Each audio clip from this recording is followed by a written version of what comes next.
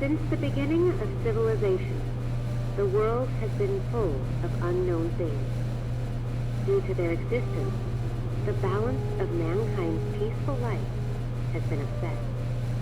However, no matter how advanced our technology, no matter how great our scientific breakthroughs, there will always be anomalies that cannot be explained.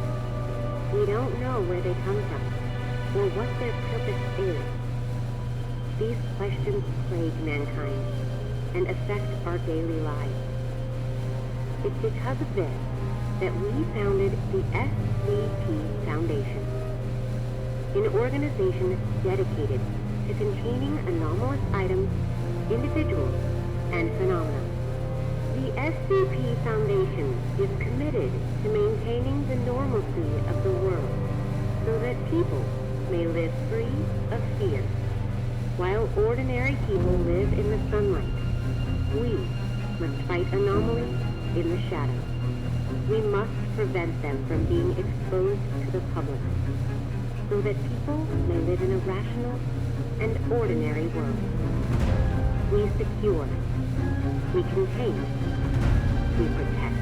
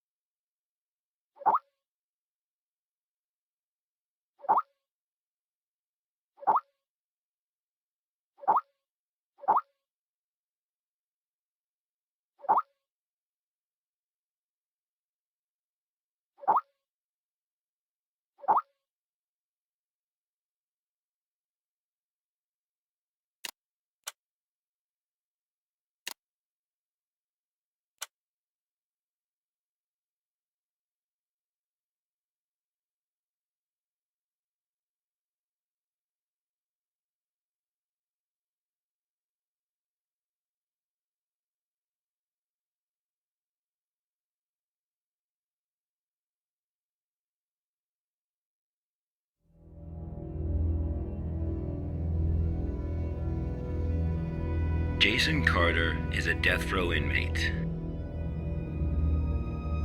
In exchange for clemency, he has agreed to work with the SCP Foundation for 30 days.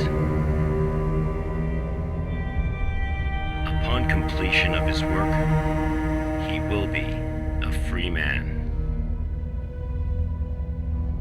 Jason Carter is now D503.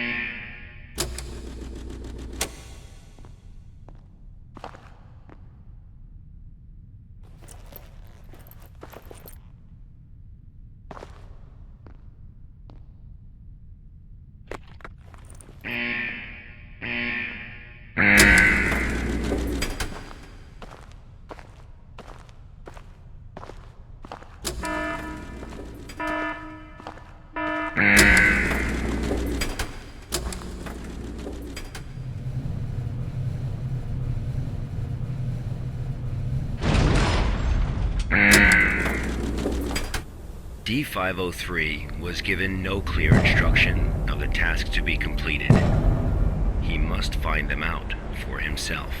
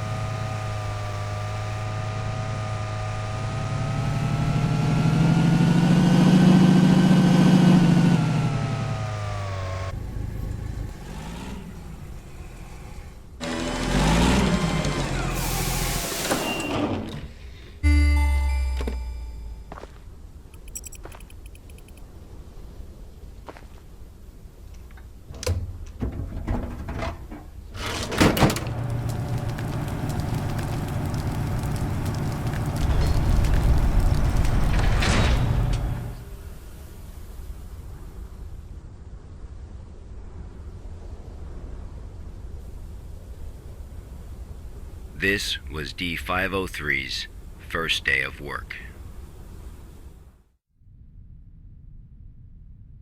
SCP protocol mandates that D503 now undergo a psychological evaluation.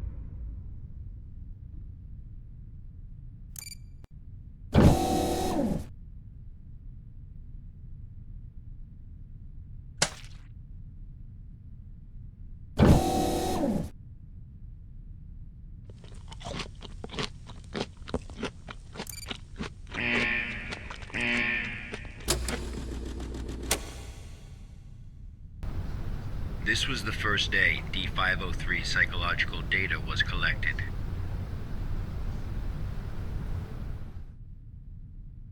You're probably wondering, how can this job earn freedom for a death row inmate?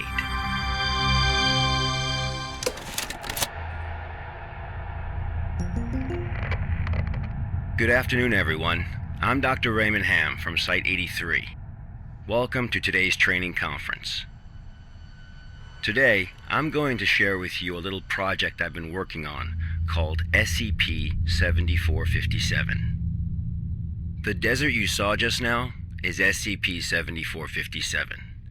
D503 is a volunteer who we invited to help us learn more about this desert. Prior to the Foundation's involvement with SCP-7457, 329 people went missing in this area.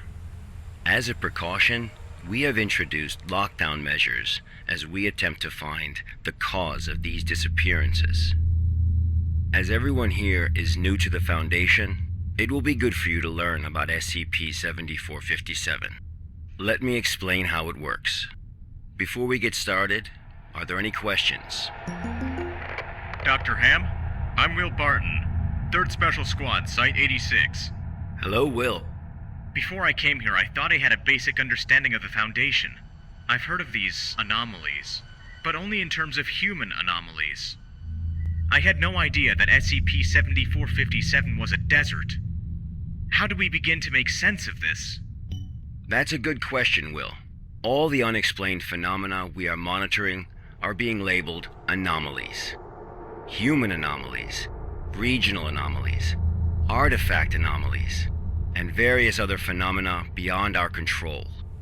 The work of the Foundation is to isolate these anomalies and prevent the public from, shall we say, experiencing them?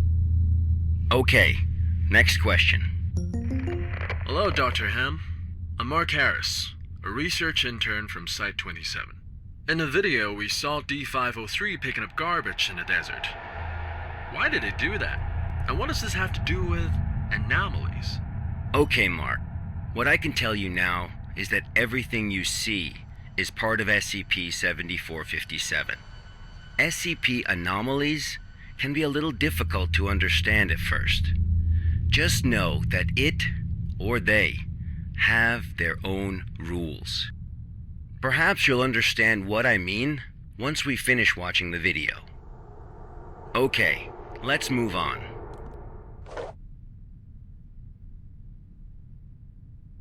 The first week was fairly normal. However, there was an interesting occurrence on the 8th day.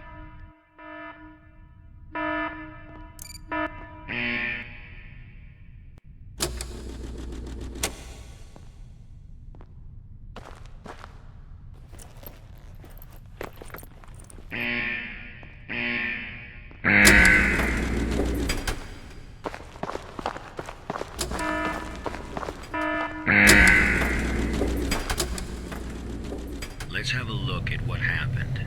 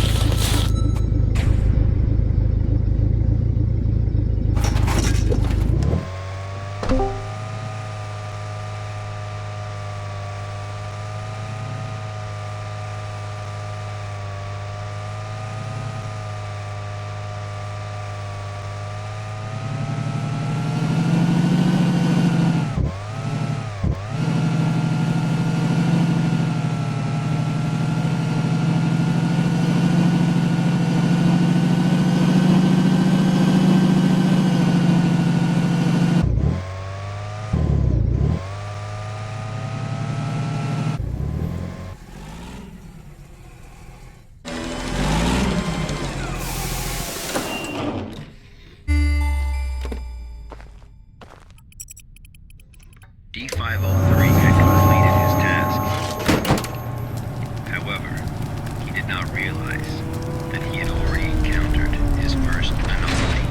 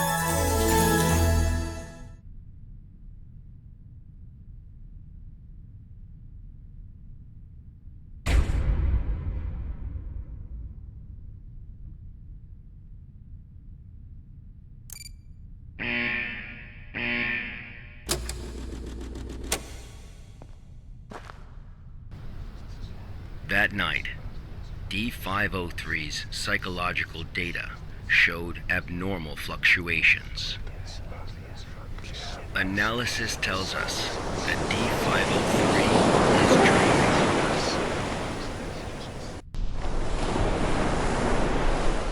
Unfortunately, though, we have no way of knowing what he dreamed of that night.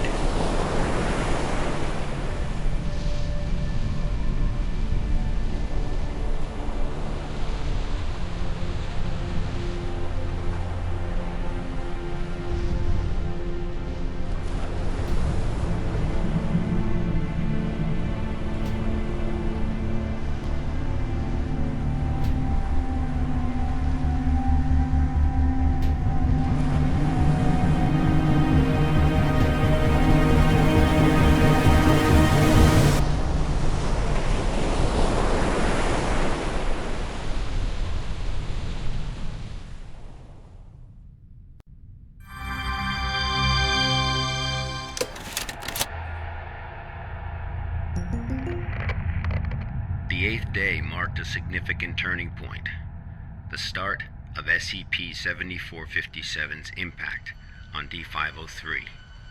Are there any questions before we go on? Hello, Dr. Ham. I'm Spencer Jones from the Special Operations Department of Site-21. Hello, Spencer. It's still unclear as to why D503 needs to pick up all of this trash. If you wanted to monitor his psychological response to SCP-7457, why not just leave him out in the desert? Why assign him these tasks when there are already psychological evaluations taking place? Okay, our analysis has indicated that SCP-7457 produces a new cluster of trash every 8 minutes and 37 seconds. If waste collection is not done regularly, all that trash may soon flow into our world. It is worth noting, though, that the quantity of waste created here pales in comparison to the amount produced by humans. However, it still has the potential to become a significant problem in the future. By assigning these tasks to D503, we can monitor his reactions while also containing the trash. There is another reason, but we will get to that one later. Is it not the case that the Foundation is exaggerating the importance of a minor issue before the issue is fully understood? Okay, everyone. I must emphasize that behind us is the general public, who are wholly unaware of any of this. Being meticulous and maintaining a serious attitude is essential at the SCP Foundation. Any oversight or underestimation of the enemy may result in disaster. Thank you, Dr. Ham. I understand. Good. Let's move on. The effects of SCP-7457 on D503 became most obvious on day 15 of the test.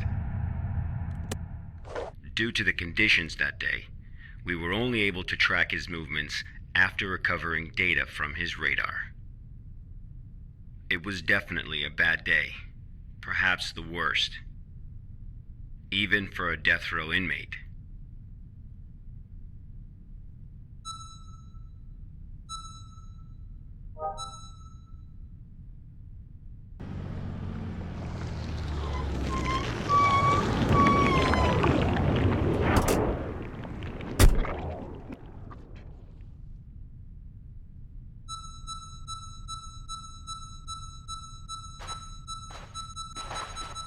D503 found a radar that perfectly resembled his own.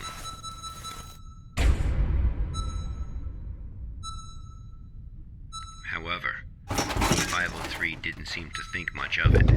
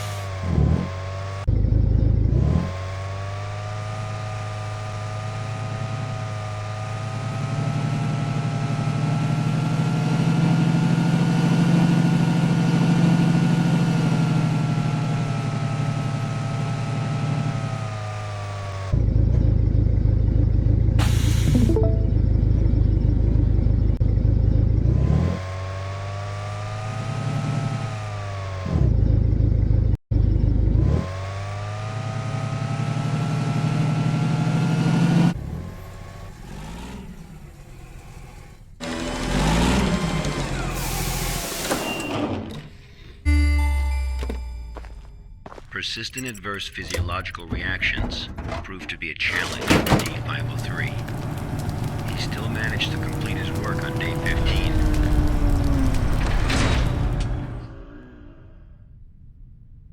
But then he encountered an incident.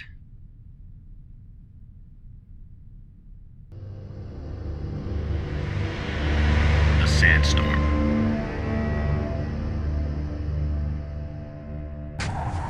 D503 walked in the sandstorm for a long time, but he couldn't seem to find his way back.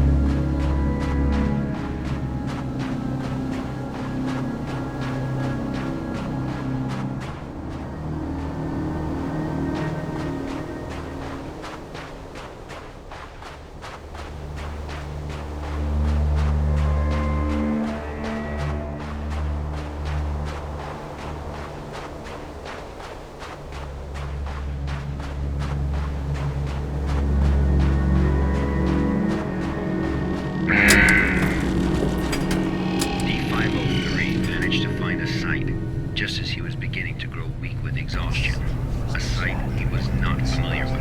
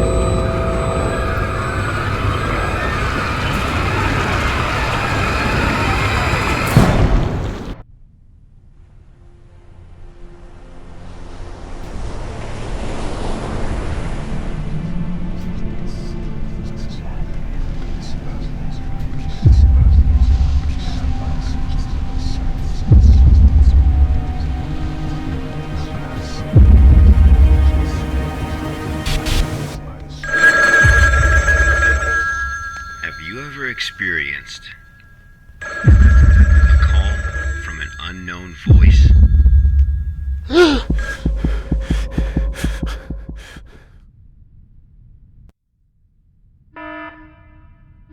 Approximately 13 hours later, a visibly trembling D503 returned to Site 8. We immediately performed a psychological evaluation.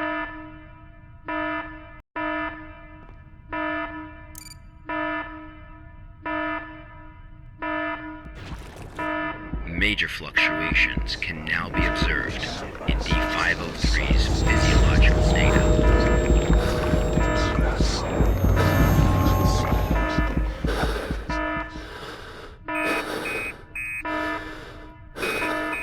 The results of the psychological evaluation were so troubling, we had to abort the mission.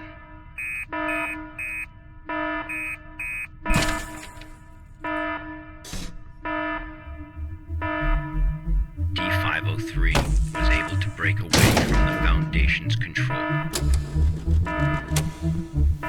He has seen the test results of other Level D personnel who were analyzed at SCP-7457. That's right, none of the Level D personnel at SCP-7457 have ever been able to leave this desert.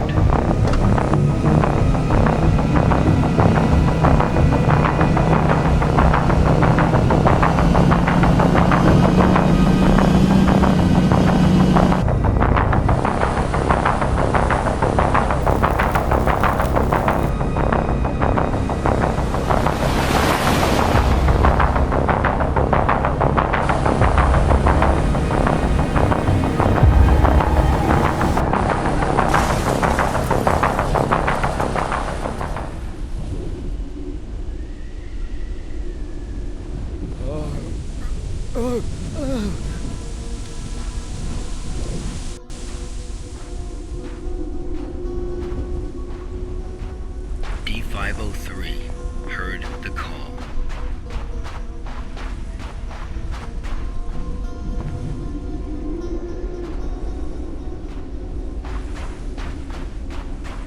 Humans often believe that their fate is in their own hands, that all choices come from their own free will. They don't realize that we humans form only a small part of this world. Out there, in the unknown world, we are as insignificant as a grain of sand in this vast desert.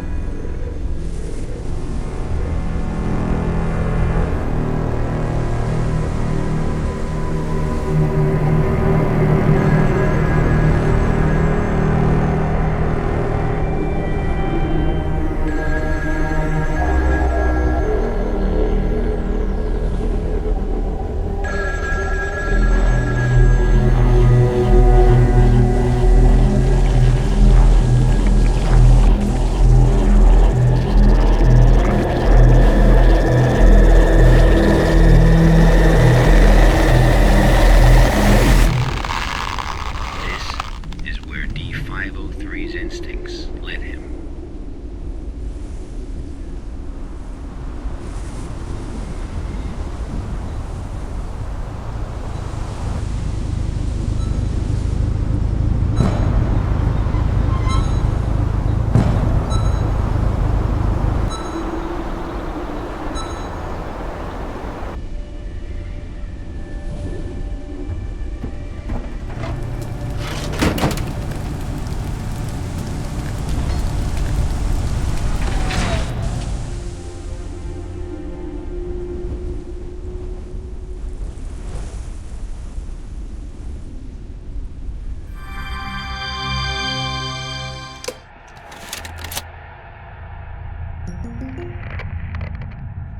Days later, experiment participant D722 found the radar that had belonged to D503. The radar was 31 miles away from the waste treatment facility. All the data we have came from this radar. People entering SCP-7457 will suffer varying degrees of psychological stress within an acute period. It manifests as a range of neurological and mental disorders, as well as severe and unexplained hallucinations. So far, not one participant has left the desert unscathed. The Foundation has tested 31 Level D personnel in an area spanning 2,267 square miles. Our testing continues. When you work for the Foundation, you will face various anomalies. Some can kill you, some may drive you crazy, and some will make you feel that living is worse than death. Let this be very clear. SCP-7457 is just a taste of what you will face in the future. Before joining the Foundation, you were all leaders in your respective fields and industries. Researchers, special forces, FBI agents, national security experts. Well, SCP does not care how smart you are, how accomplished you are. It doesn't matter to them how many doctorates and titles you have. You are no different from helpless ants when confronted with these anomalies. Remember this. It is the most important advice you will receive. Do not take risks. You will die. You are not as special as you think you are. If you encounter an anomaly, put your pride and curiosity aside. Run, because that's the only thing you can do. God won't protect you here. Welcome to the Foundation, rookies. I'm Dr. Raymond Ham, and this ends the first class of our employee induction program.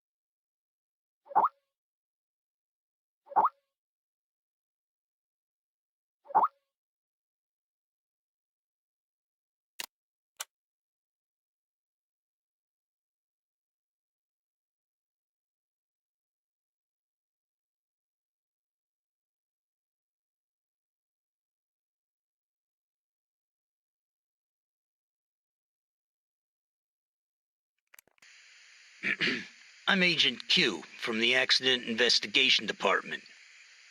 Containment breach occurred at Pony Station, and contact with the Foundation has been lost.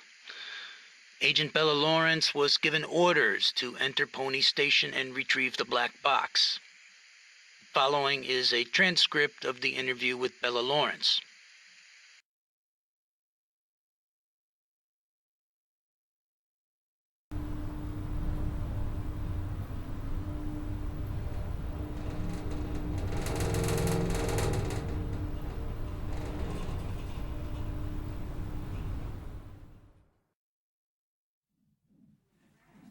Heart rate 105. Blood pressure 175 over 110. Experiencing mild convulsions. Administer 5 milligrams of metformin to help control blood pressure. Bella? Bella?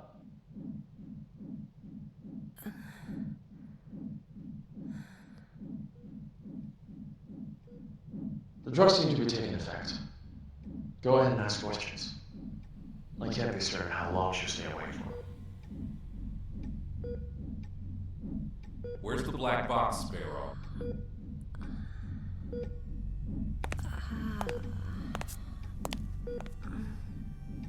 Three days ago, you were tasked with investigating the situation at Site 74, Pony Station.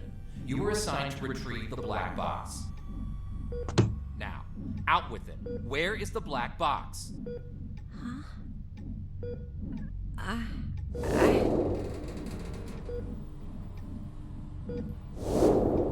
I brought it back.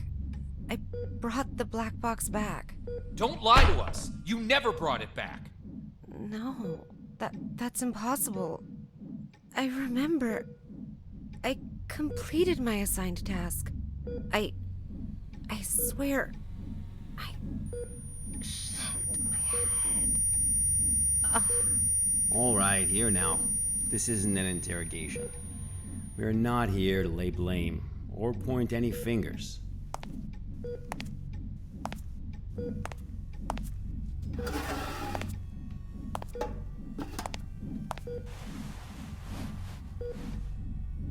Bella, I'm terribly sorry to have to bother you in such a state, but it is critical that we find that black box.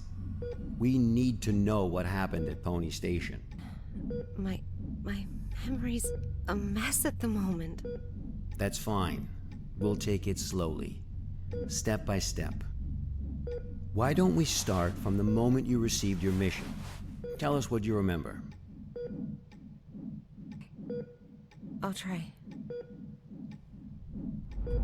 That night. Currently heading to mission site 74, Pony Station. We'll arrive in about 3 minutes. Very good, Sparrow. It's been 48 hours since the Foundation lost contact with Pony Station. SCP-701 experiments there have been ongoing. We have reason to suspect a containment breach. What is my mission? According to Foundation Security Regulation 709S, each site must have a black box placed in a secure area to assist in identifying the cause of an accident, should one occur. Your task is to investigate the situation and retrieve the black box. Black box? Got it.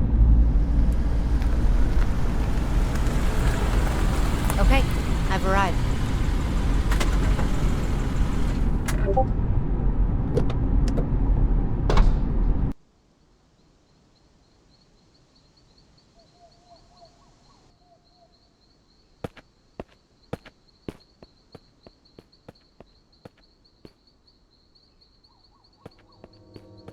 I'm able to observe the mission site from here, but it doesn't seem like one of the Foundation's secure facilities. Pony Station, officially known as Site 74, was originally a hydroelectric power station. After it was abandoned, the Foundation repurposed it as one of their sites. Initially, it was used only to contain a few safe-level anomalies, but recently it's also taken over SCP-701. I don't know all the details. We won't know the truth until you retrieve the black box. Got it. I'll complete the task as instructed and retrieve the black box.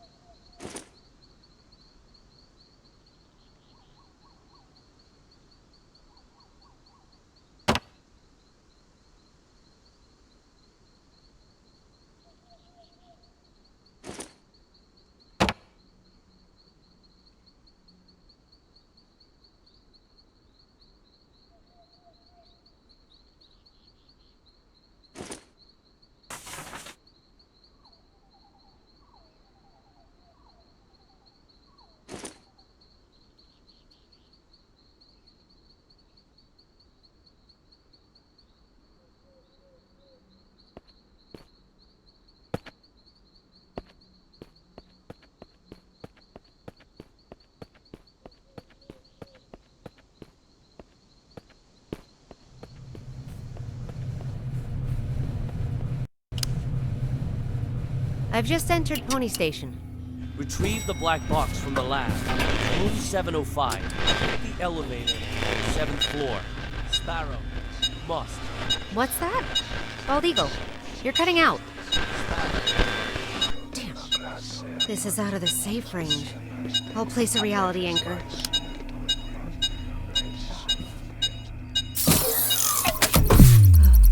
Okay. Much better.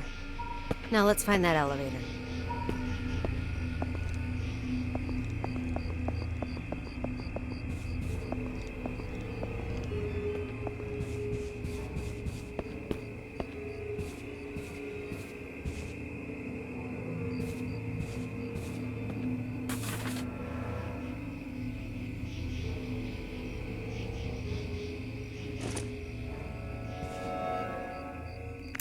All the plans, including the project schedule that follows, have been disrupted. The actors of the whole site is theirs. They managed to procure a goddamn script from God knows where, and they've taken over my laboratory accordingly. And Dr. Cooper, or whatever his name is, in particular, he puts on airs every time the operation starts as if everyone should listen to him. Who does he think he is? The actor that ignores the boss around here.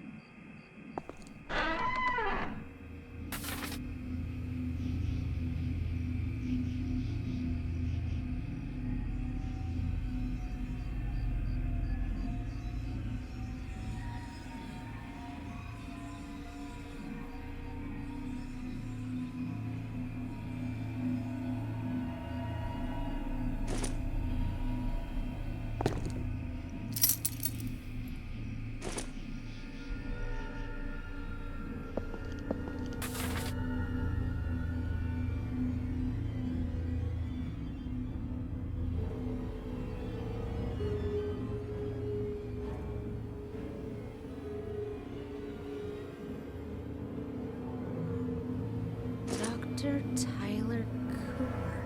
I've heard of this guy. A bit of an eccentric and a thrill seeker.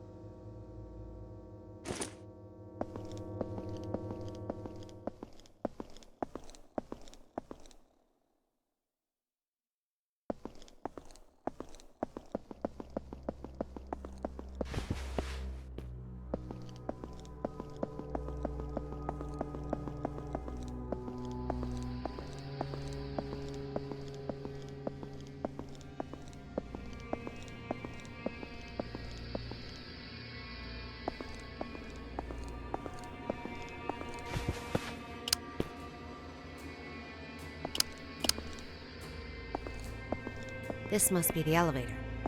To the 7th floor, then.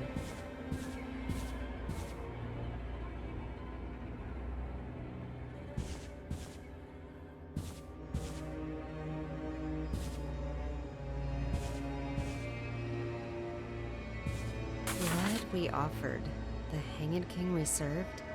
I serve my king with my blood? Blissful suffocation, sacrifice of sin? What's this? Some kind of poem?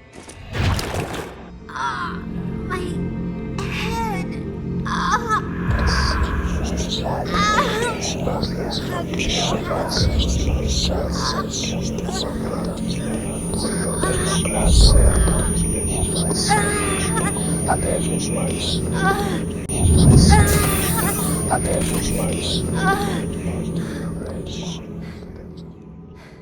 Holy shit!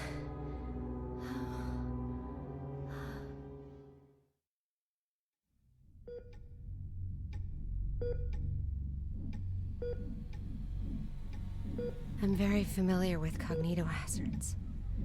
I've been trained to deal with them. But this wasn't anything like that. I couldn't breathe. It was like there was a knot tied around my throat. I was weightless, hanging, gasping. No matter how much I struggled, nothing helped. That does sound terrifying. But perhaps it was just a nightmare, though. No. We wake up from nightmares. Not from this.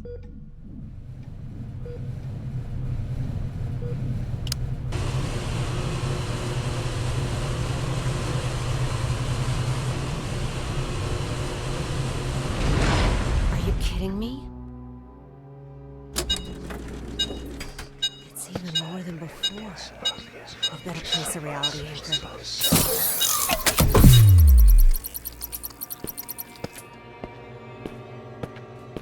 I guess I'm taking the stairs. It's locked.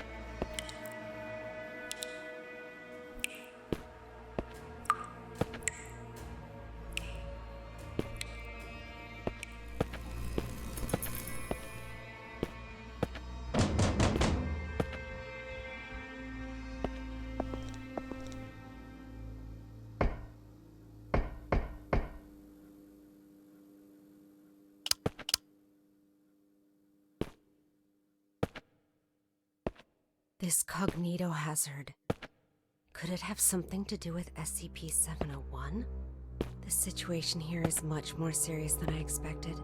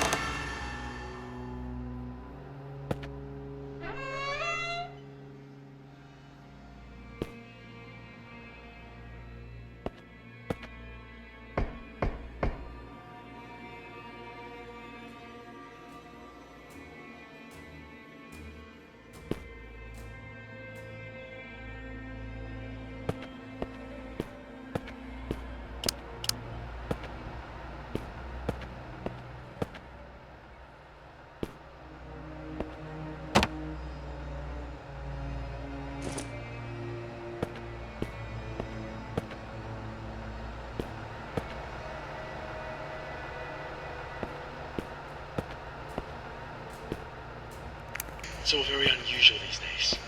Many people have come to the site, but they haven't registered with the authorities. I've heard that Cooper and his team are rehearsing a script into a play, and that all participants are required to record their daily status. My experiment has to be put on hold because there's no one left to work on it. It's not right.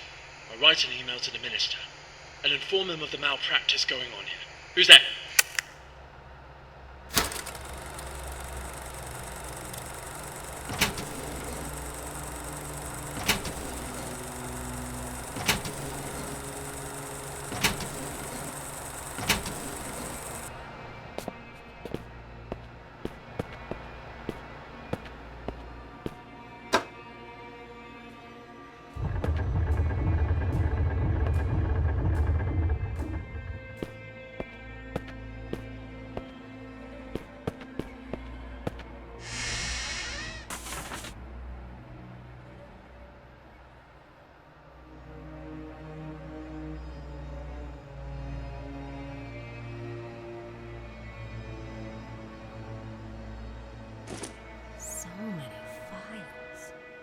This must be the archive room.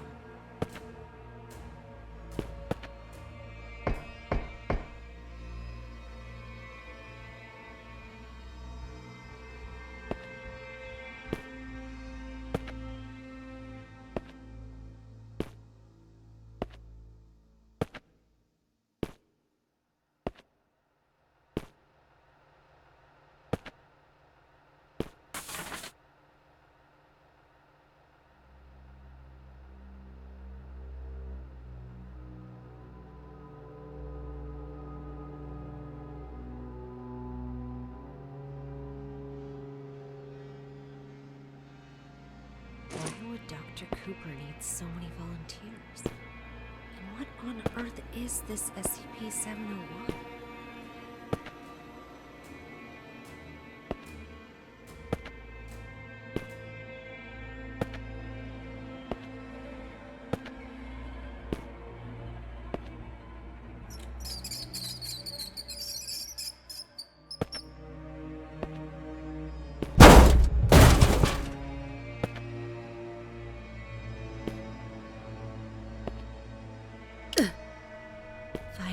Is on my side.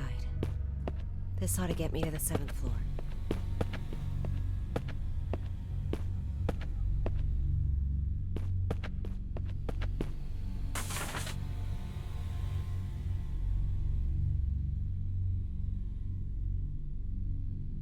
Rehearsal notice?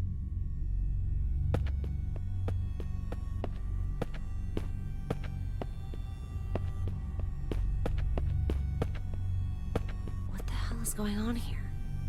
4th floor again?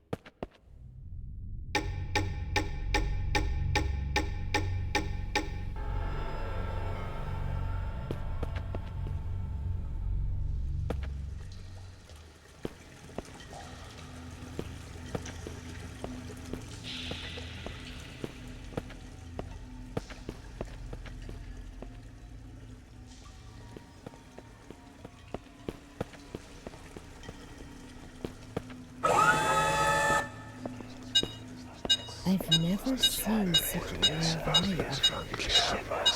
The situation may be even worse than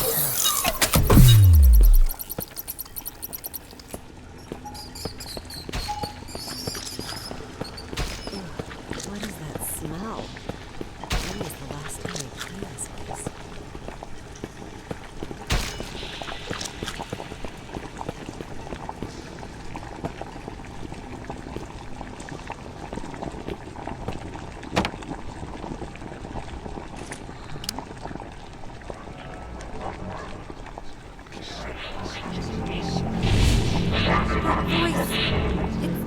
Voice again. Voice? What voice? I serve my king with my blood. Blissful suffocation to Tell us what it's saying. sacrifice of sin. No! Bella, are you feeling better now?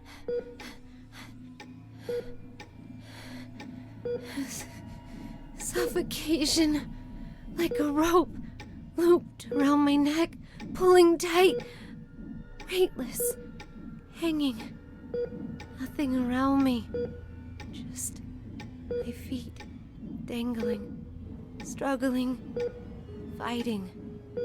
It will swallow me and make me its slave. Bella, you are completely safe here. Nothing can hurt you. Okay, let's continue. The situation there was much worse than expected. Much worse. I knew I had to get in touch with the Foundation. I managed to find a phone, and I called her backup.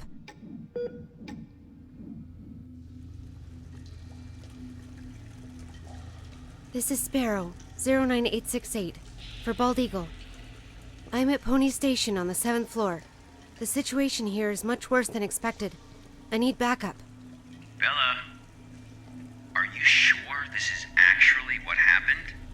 What do you mean? Yes, of course I'm sure. Come on, Bella. Try and focus. What are you talking about? Bella, you never made that phone call. Of course What? Pony Station was completely cut off. There was no contact with the outside world whatsoever. A phone call? That would have been impossible. No, but I saw... What did you see, Bella? Tell us what you saw.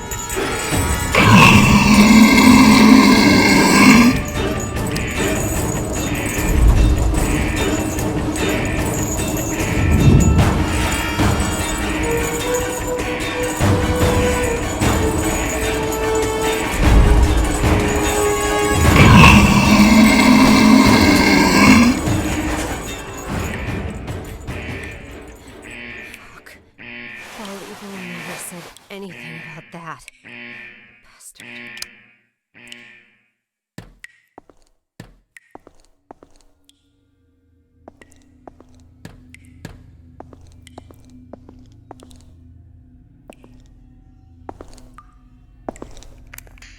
We're evacuating. Damn it. After the show, everyone went crazy. Some hacked themselves. Some killed each other like beasts. That damn evil white monster. This was all destined to happen when he brought in that script. Everything that happened here is all Cooper's fault. It's their fault! This will be the last recording from the experiment. The hydropower plant was shut down forever. And no doubt my experiment will also... What's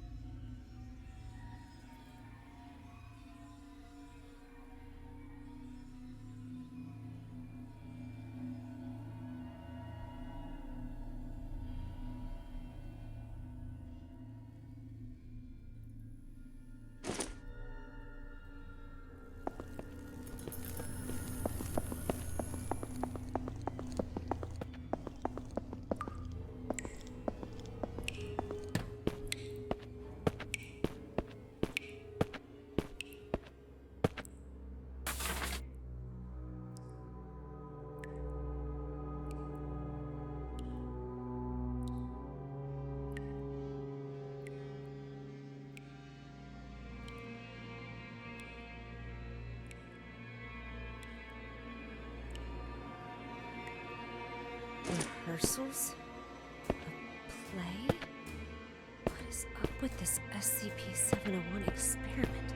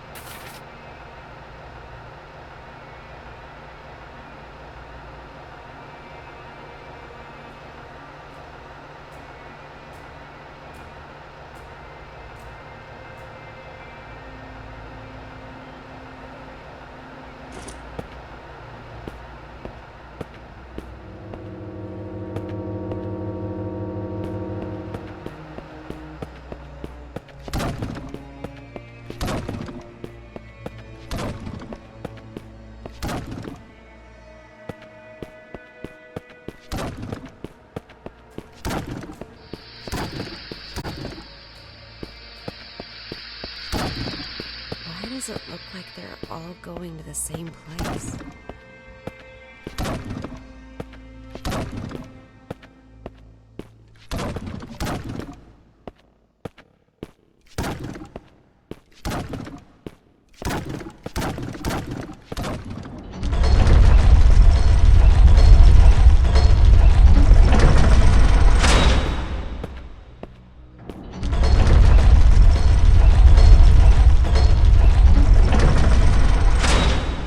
Box.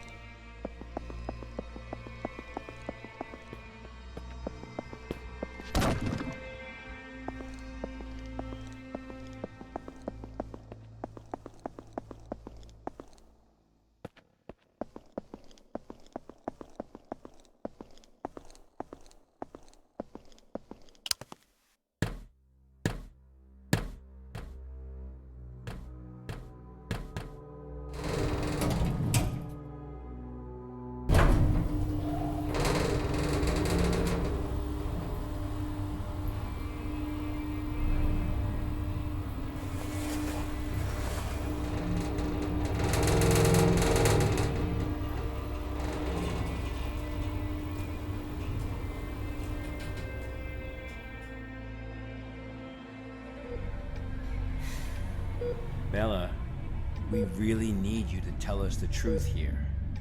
What do you mean? I'm telling you the truth. I completed my task. I retrieved the black box from Pony Station. Looks like the cognito hazards really did a number on her. What are you talking about? I'm fine. Bella, there was no black box in sight when we found you. That's impossible. I'm positive. I know I had it in the escape elevator. And there is no escape elevator in Pony Station. None of what you're saying adds up. But that's impossible. It's just impossible. Look at me, Bella. Try and focus. What really happened? What really happened? Bella, think carefully. I...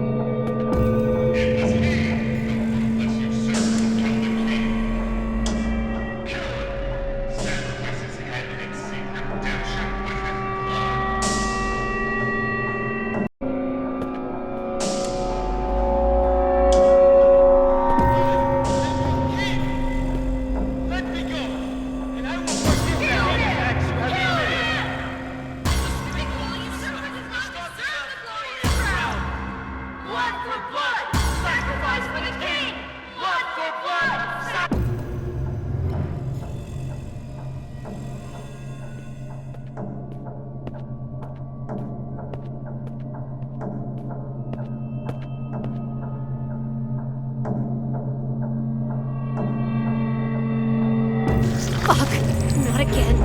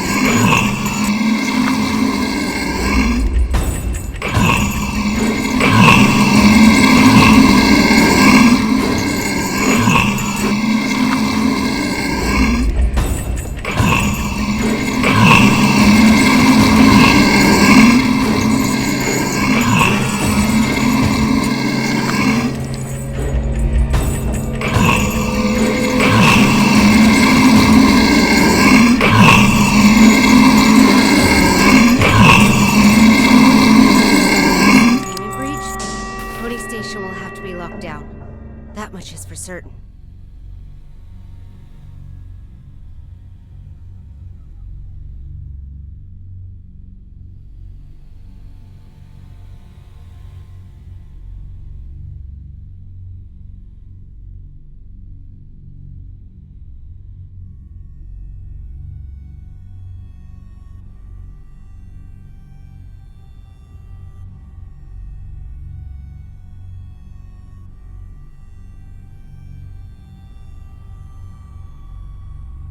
So SCP-701 is a script.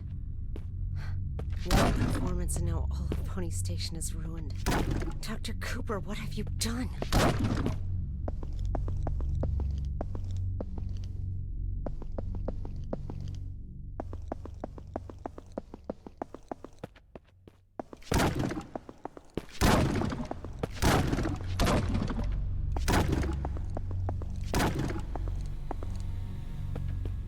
It's those mannequins again.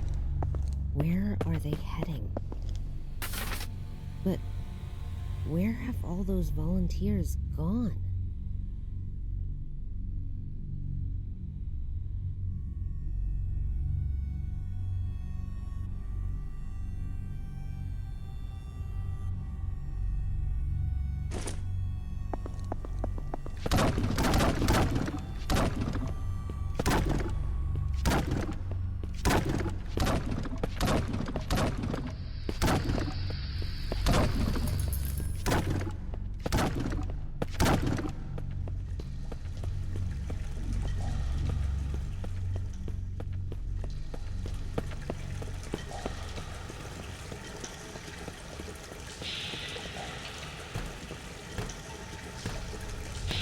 Holy fuck.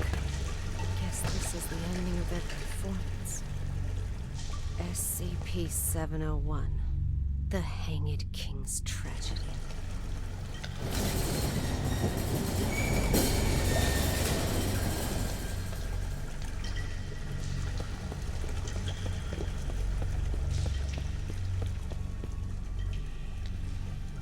I serve my king. Who's there? With my blood.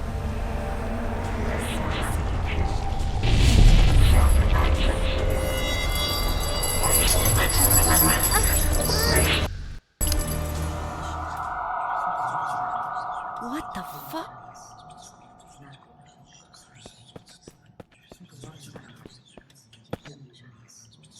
Killer! Sacrifice his head and seek redemption with his blood!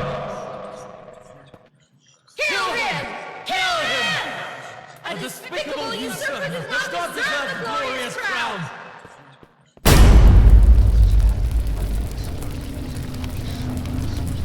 What the hell is going on? It's the goddamn cognito hazard again. I need to leave right now.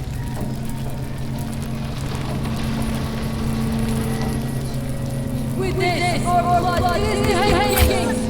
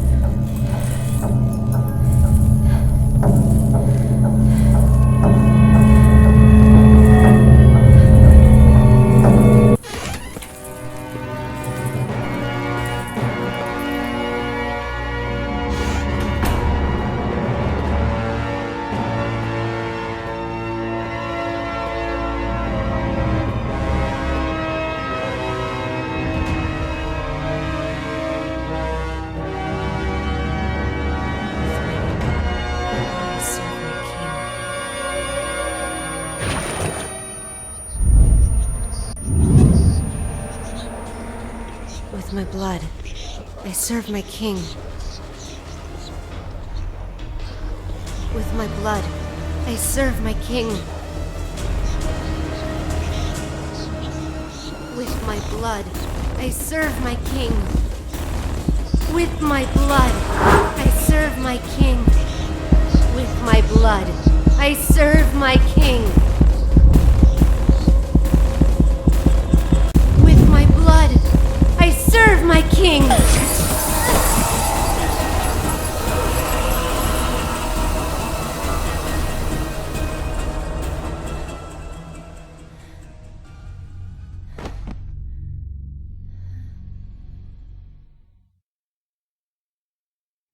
Her condition is unstable. I've just injected her with a sedative, but you need to let her rest for a while.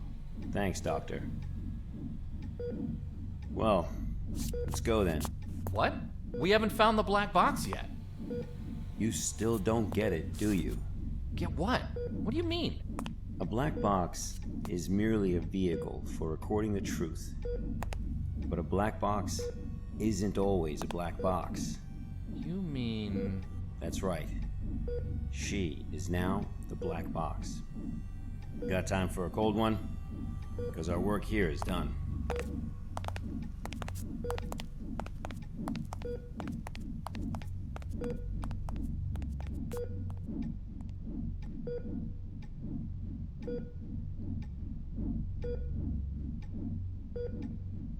I serve my king with my blood.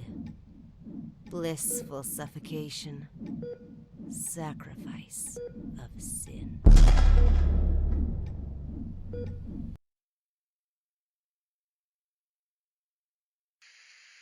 The black box has been properly contained at Site-105 and pending further investigation. Above is the full record of the inquiry.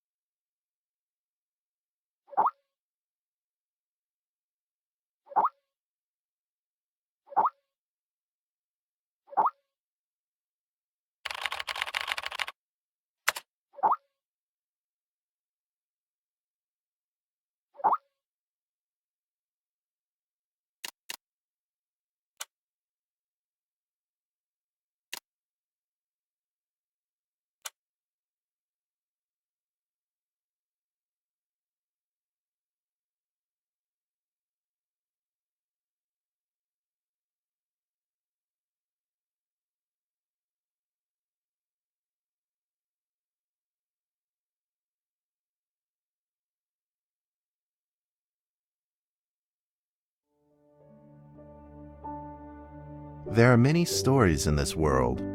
Some are read widely all over the world. Some are hidden in dust and known only by a handful of people.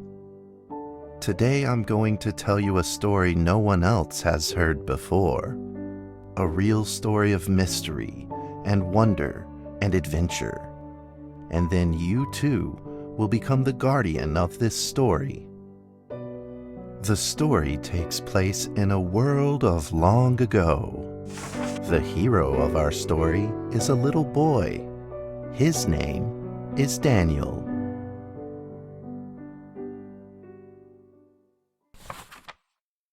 One day, out of nowhere, Daniel got a serious case of chickenpox. It made him look like a strawberry. To make sure he didn't spread it to others, Mrs. Page, the principal, had him isolate in an attic. And so, in the attic he lived, all on his own. Mr. Daniel, while up here in this attic, you'll have plenty of time to practice your penny whistle. I hope you practice well and prepare for next month's art festival. But Mrs. Page, the melody is so difficult. Don't give up, boy. You don't give up before you fight.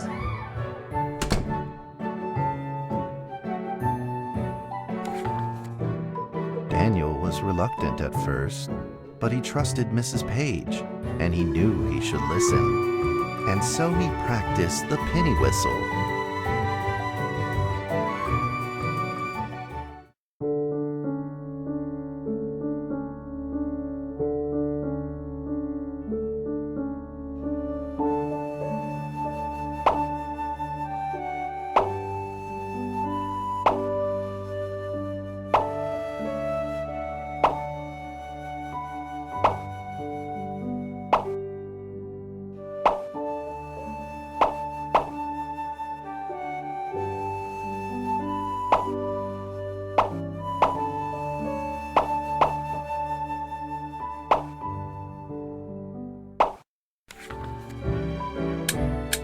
Suddenly, he heard some strange noises in the corner of the attic.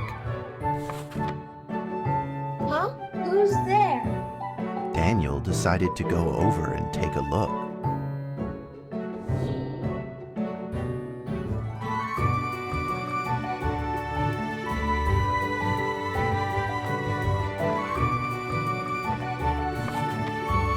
was a mousetrap, and there was a red origami paper dragon inside of it.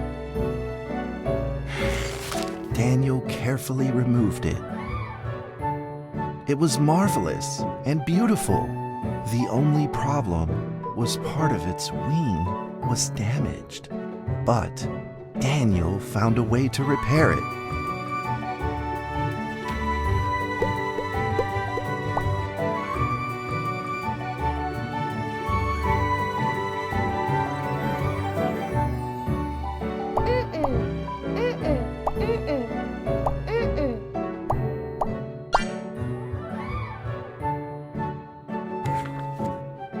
Daniel held the repaired paper dragon high up in the air, imagining that it soared over all the world below. He played and played with the paper dragon. Whee! Woo! Dragon! Soar! In the warm afternoon sun, Daniel had to fight his eyelids just to keep them open.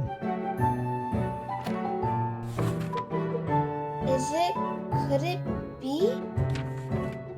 Or is this all just a dream? The next day, with boredom and loneliness weighing him down, he began to fiddle with the old radio. Our town is located in the plains where earthquakes are not particularly common. Although there are 17 fault zones around us, they are all inactive.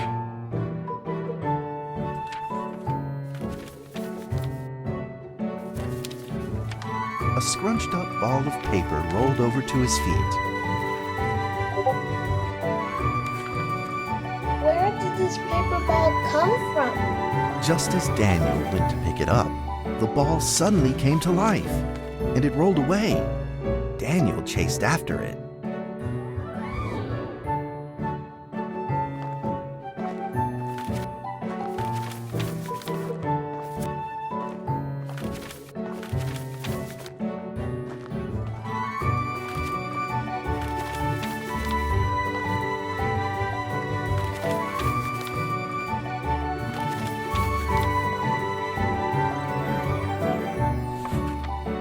Just as he was about to seize the rolling paper ball, suddenly, terrible sparks erupted from it. Before his very eyes, the paper ball began to grow bigger and bigger. At that moment, a red figure suddenly appeared. The red figure quickly subdued the paper ball and threw it into a cardboard box. Daniel studied the red figure carefully. It had a sticker on its fluttering wing. It was the paper dragon. I wasn't dreaming. Thank you for saving me. Daniel was grateful and very happy. He walked closer to the paper dragon, but the paper dragon seemed timid and afraid and backed away. Just then, Daniel had an idea. He took out his penny whistle and slowly played a tune.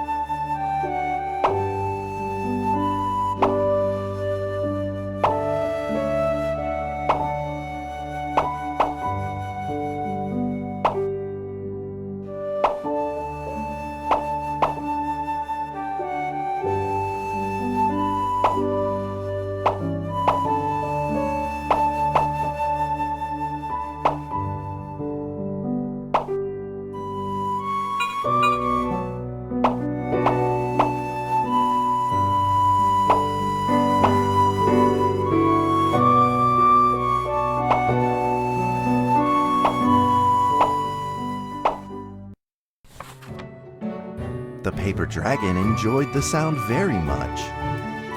It began to move along with the rhythm, flipping up and down in the air. Soon the two were playing and dancing, just like old friends.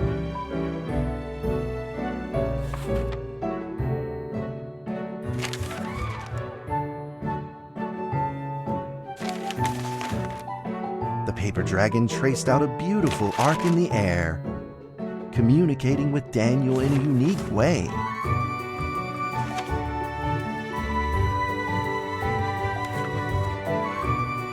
My cherished friend, after many long years, we finally meet again. Tell me, how has your family been? A great thank you for playing that music for me. You know how I love the beautiful rhythm of that instrument. But we ought to take precautions, as the room is not stable. Do you still remember how the room works? You're welcome to visit anytime. The piece of paper then changed back into the shape of a paper dragon and flew into the cardboard box. The box closed shut, and a calm silence was restored to the attic. Daniel rushed to find a watercolor pen and marked the box with excitement in his fingertips.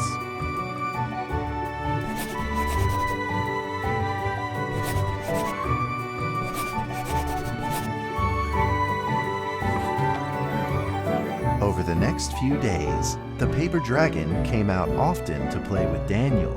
During this time, Daniel introduced many of his friends to the paper dragon.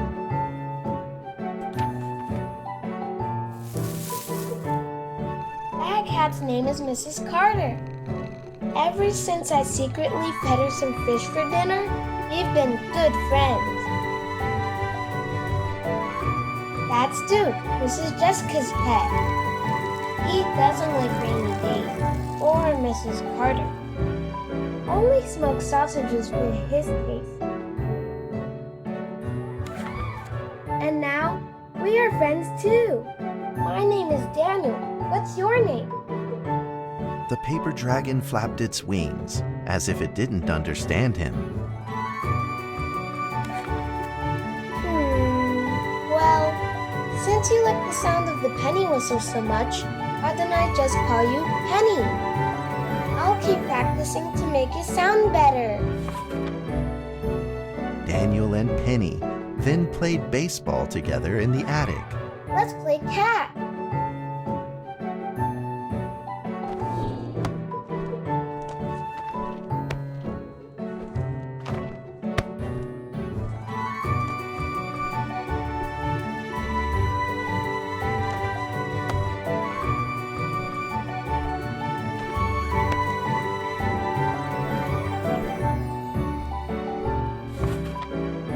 But just as they were in the middle of enjoying themselves, a violent shaking suddenly rose from the ground. The stubborn earthquake is back at it, folks, and it seems even stronger than last time. At this moment, the box suddenly shot open, and thick clouds of smoke billowed out, followed by several paper balls.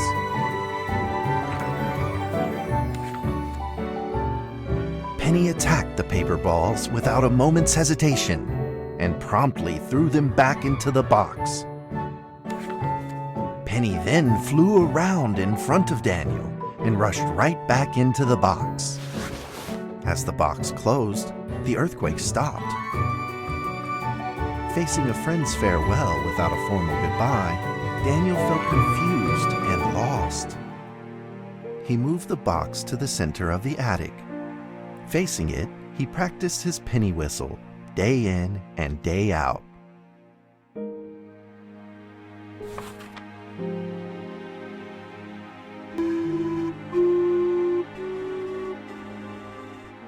As the days went by, Daniel's playing became smoother.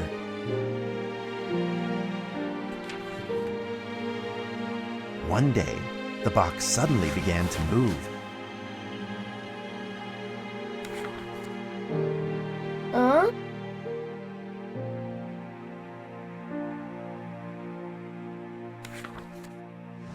1, 2, 3, 4. This time there were 4 paper dragons. But they weren't alone. Enemies began to jump out of the box too. Earthquake! Another earthquake! This time it's reached a magnitude of 5.8! In that small attic, the 4 paper dragons fought fiercely against the paper balls. This time, the paper balls used new tactics. They clumped together into a single monstrous ball of paper. It began to shoot strong bursts of electric sparks at the paper dragons as they flew through the air. As they were hit, the paper dragons fell from the air, one after the other. Seeing the injured paper dragons, Daniel felt very distressed and anxious. Just then, one of the paper dragons painfully started to fly and gathered the remainder of its power. The paper dragon transformed into a great beam of light and dove straight down to pierce through the monstrous paper ball. And then came another paper dragon.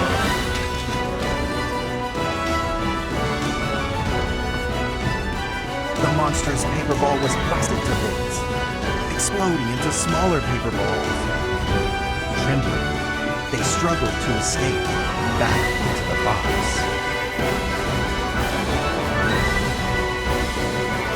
The sacrificed paper dragons were reduced to swirling shreds of paper, and a silence pervaded. Peace and tranquility were restored once again to the attic. Daniel saw the remaining 2 paper dragons lying on the floor, badly wounded. He rushed to grab some stickers and treated them at once.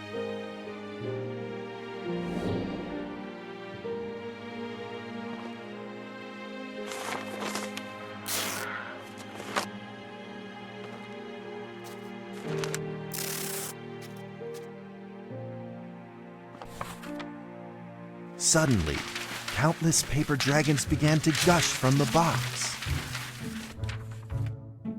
The 2 wounded paper dragons were repaired and began to fly.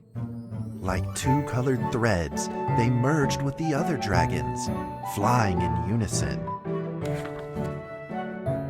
The dragons moved like a tide, flying freely through the attic. Daniel eagerly took out his penny whistle. He showed all his paper dragon friends the results of his hard work and practice.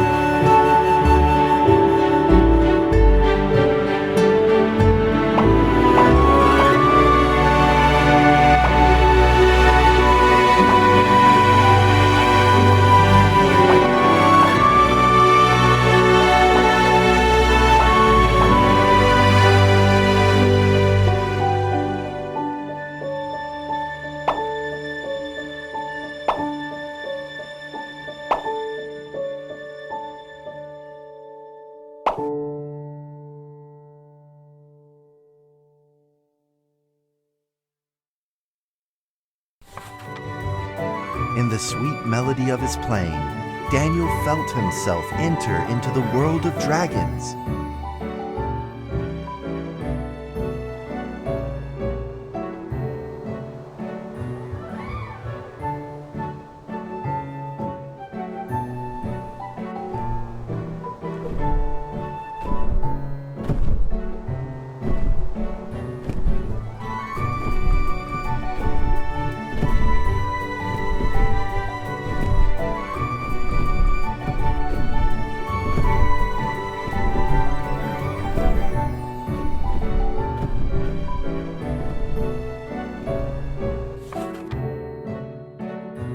dragons merged into a long letter and floated down towards Daniel to tell their story.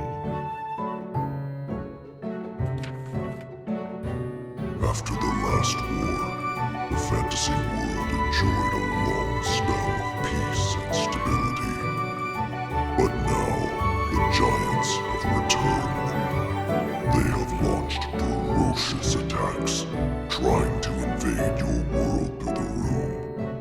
We are prepared to launch the final defense. Then we will have to destroy your room, for it is the last remaining entryway into your world. Please believe this farewell will only be temporary. We will not be apart forever, and we will never forget our eternal mission of protecting you.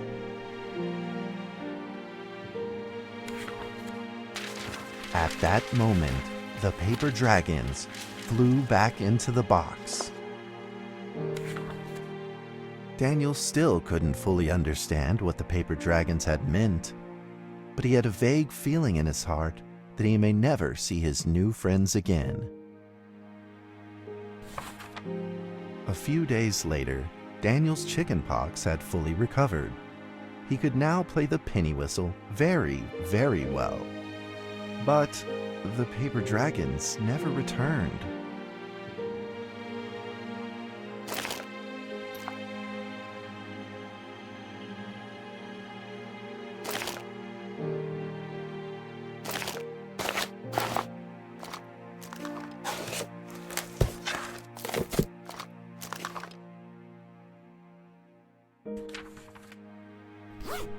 Maybe it was time to leave and move on.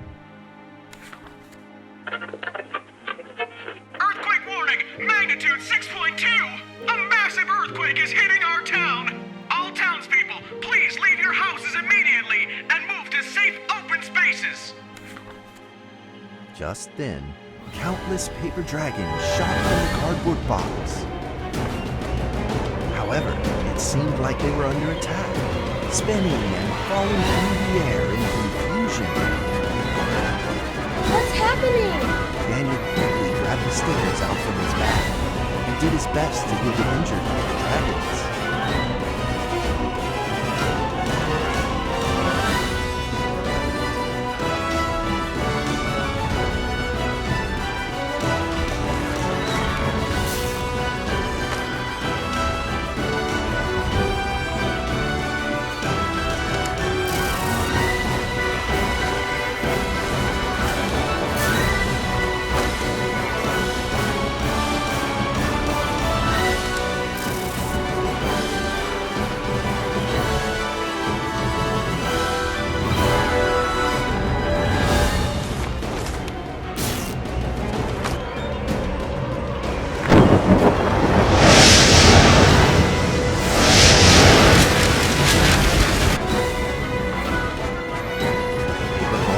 Together and pushed Daniel away, subduing him firmly in the corner.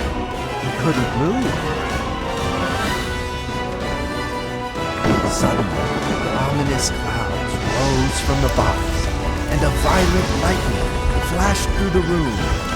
The figure of a giant slowly emerged from the thick clouds, and the entire attic became overwhelmed with its evil aura.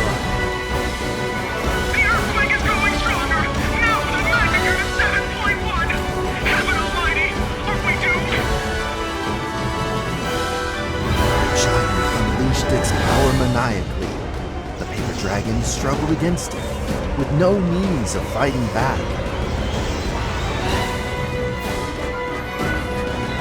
At this critical moment, two paper dragons shined brilliantly. Together, they heroically crashed their bodies into the giant. Daniel thought the giant had been defeated by the paper dragons, but soon he found that things would probably not be so simple. The giant's figure could still be seen in the thick smoke, looking evil and terrible. attacks of the paper dragons had had no effect, and the giant had only grown stronger. It fought back with a new ferocity. The paper dragons were simply no match for it. The earthquake is growing stronger still! The greatest disaster this town has seen in over 100 years! My heavens! Will this nightmare ever end? With the paper dragons now all but defeated, Daniel spotted a frail figure in the distance. It was Penny. It flew gently in front of Daniel and affectionately rubbed its head against his fingers, as if this whole crisis had never happened. Daniel felt like Penny was trying to tell him something, but he didn't quite understand what. Penny then left Daniel and soared into the air with a determination in its wings. Suddenly, the other paper dragons seemed to be summoned. They flew through the air, all together in unison, responding to the call without an ounce of hesitation. At that moment, Penny turned into a great red beam and rushed fast towards the giant. The other dragons followed, shining together like a shooting star. At that moment, Daniel seemed to see a real dragon flying. No!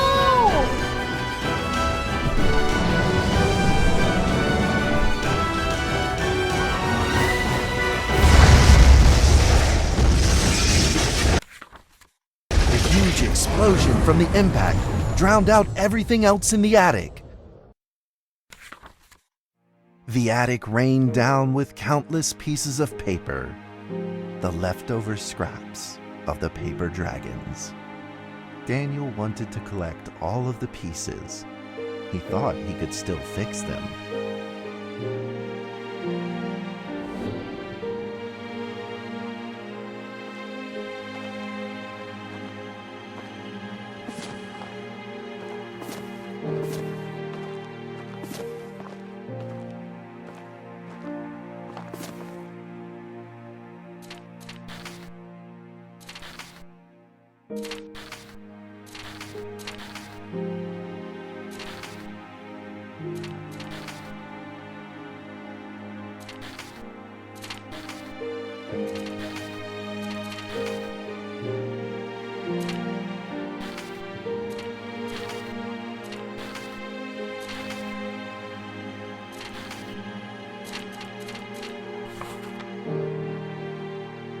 Goodbye, my friend.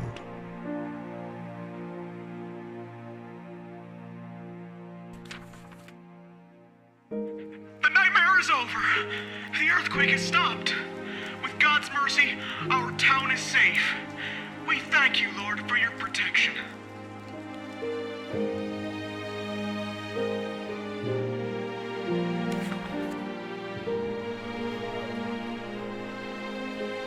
A few days later, the art festival was held as scheduled. Daniel attended the show with his penny whistle.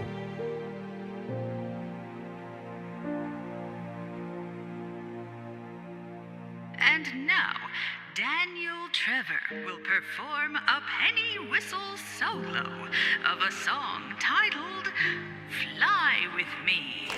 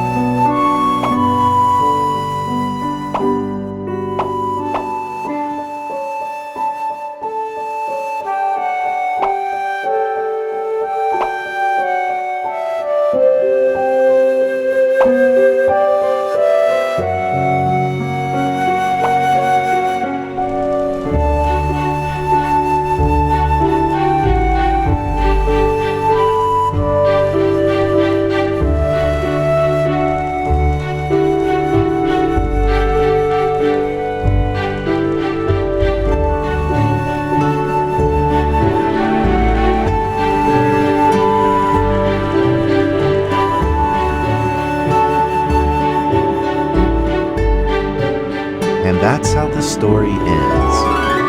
Now, you might be wondering, what happened next? Are there still paper dragons in the world? Well, that's a difficult question to answer. But I believe that they are still protecting us somewhere in this world, just like they promised they would, forever, into eternity.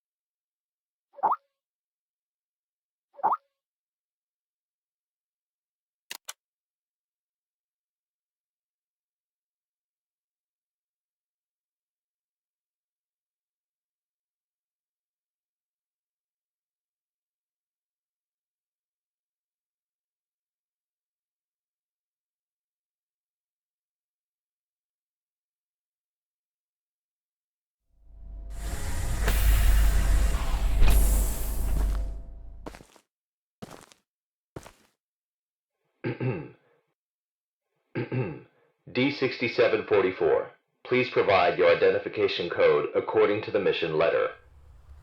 4 and 20 blackbirds. Tell me, Doc, when was the last time this rag on my head was washed? D6744. According to the 7th edition of the Security Regulation Amendment, you must first provide your identification code. Otherwise, you will be executed. Alright. 4 and 20 blackbirds baked in a pie. You're a real fan of these formalities. Everything's got to be right by the book with you. Oh, God! Fuck! Mike Donald, consciousness intrusion expert, former leader of MTF UP2, codename Spider. Now, Level D personnel, number 6744.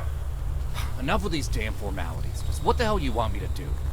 D6744, do you know about the Witch Plan? I've heard the name, that's all. The plan is under the direct command of O5. Every last detail of the plan is protected by the strictest confidential terms. So what? D6744. What you're about to witness is top secret information of the Foundation. The hell is going on? A few hours ago, something went wrong with the Witch Plan experiment. The energy of the human anomaly, SCP-239, is out of control and has begun diffusing outward, disintegrating everything it touches. You guys seriously never cease to amaze me. SCP-239 is now a ticking time bomb. She could go off at any moment. D6744, I need you to enter the consciousness of SCP-239 to stop this bomb from exploding. The neural key is fully charged and ready to enter the target consciousness space. Begin the program. Consciousness begins to link. Start D6744, 5, we don't have much time left. 3, 2, concise.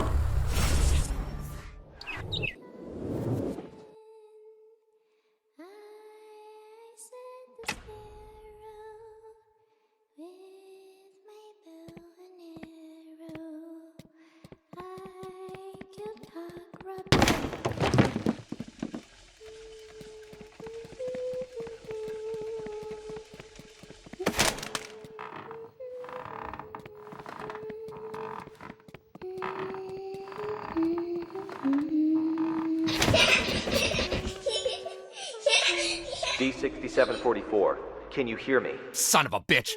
Fuck you! The situation is urgent. If you were still the way you used to be, you would have done the same. Hello there? Hey, wait! D6744, what did you see? A little girl, but she ran away when she saw me. That little girl is SCP-239. What else have you discovered?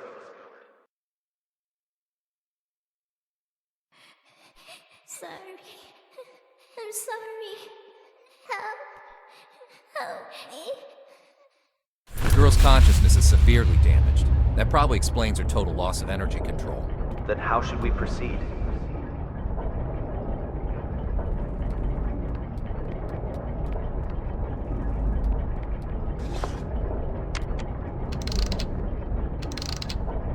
I'll have to enter her preconscious. If there's a solution to this, it's gonna be in there. Good. D6744, you really are the right person for this mission. D6744, I must remind you, SCP-239 is no ordinary girl. She is uniquely dangerous. Do not forget. Yeah, I got it. I'm dangerous too, don't forget.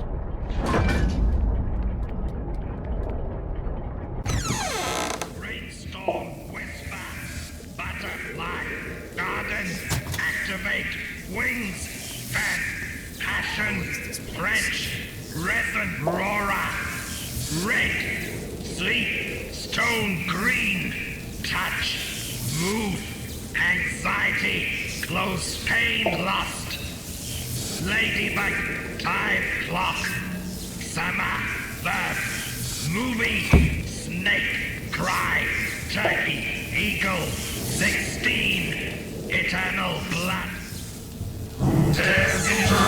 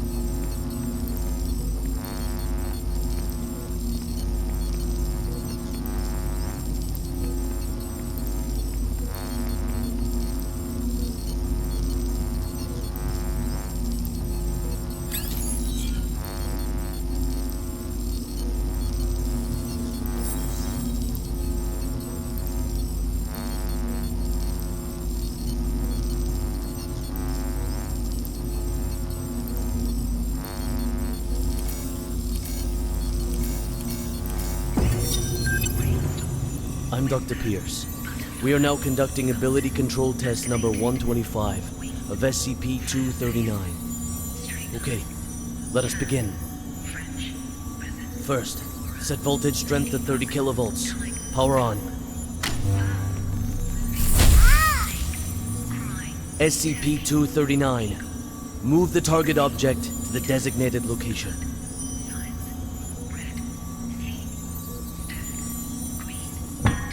Ability control test number 125 has failed.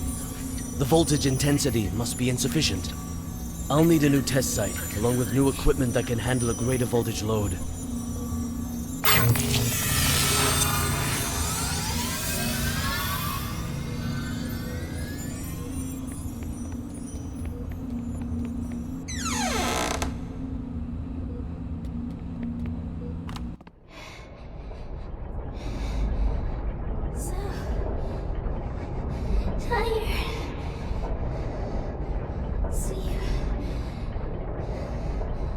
Let me sleep.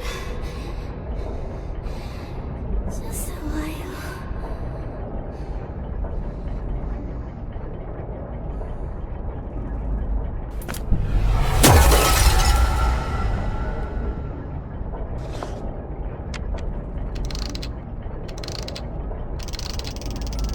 Bird's Nest calling D6744. Do you copy? Copy. The energy of SCP-239 is still diffusing outward. What's your situation? Situation's more complicated than I thought. I'm gonna need more time.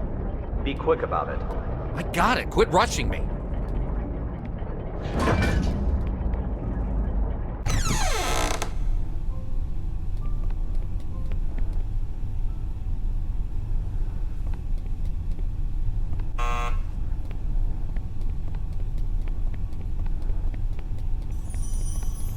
Have you heard? Heard what? 050 is displeased with the slow progress of Dr. Pierce's experiments. They've appointed a new director to take over the project. You sure it's not just a rumor? Today's morning session was chaired by Dr. Pierce. It's true, trust me. If I'm being honest, I don't really like Dr. Pierce. Something about him, just gives me the creeps. He's coming. Stop.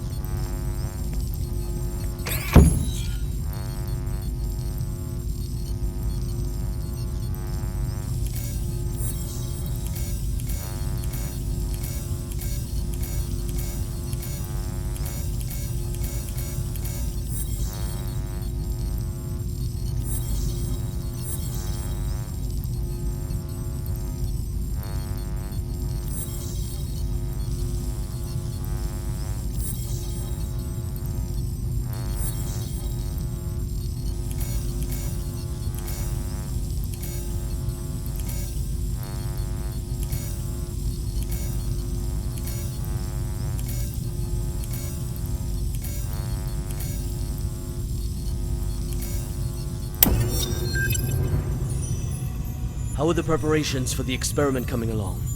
Equipment's been checked. Everything is ready. Good. Anything to be aware of? Sam went to the counseling room after yesterday's experiment. Give him an injection of amnestic agent, and let Arthur take his place.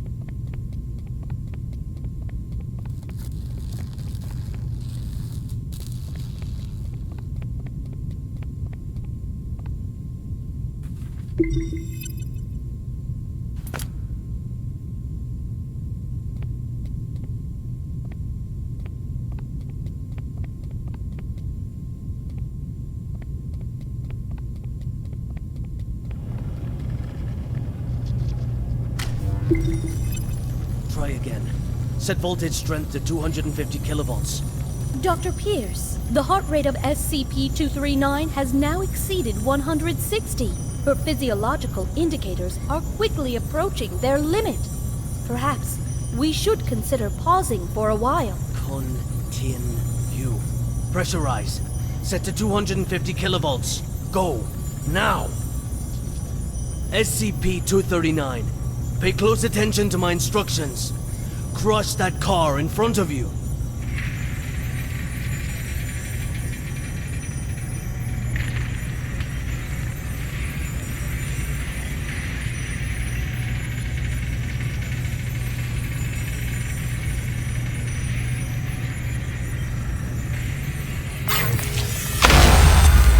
What's the meaning of this? Sean Pierce. Violet. Long time, Sean. What's it been? 7 years? I've got no time to play catch-up with you. Not a great first impression you're leaving either. Barging into my lab and interfering with my experiments. According to Foundation security regulations, I could have you detained, you know. Still the same old temper. You haven't changed one bit, Sean. Well, if you want to talk business, then let's talk business. You should have a look at this first. This is... No. This is O5's mandate. Effective immediately. Which plan and all SCP-239 experiments will be led by me. No, that's... No! This is a mistake! It's not possible! Don't take it personal, Sean. The simple fact is that the development of SCP-239 is moving too slow. They want a more ambitious approach. A new process, if you will. A new process? What new process? Just what do you know about process? Please, Violet, enlighten me. Sean, let us end our bickering with this. Victory comes to those who fight, and to those who last.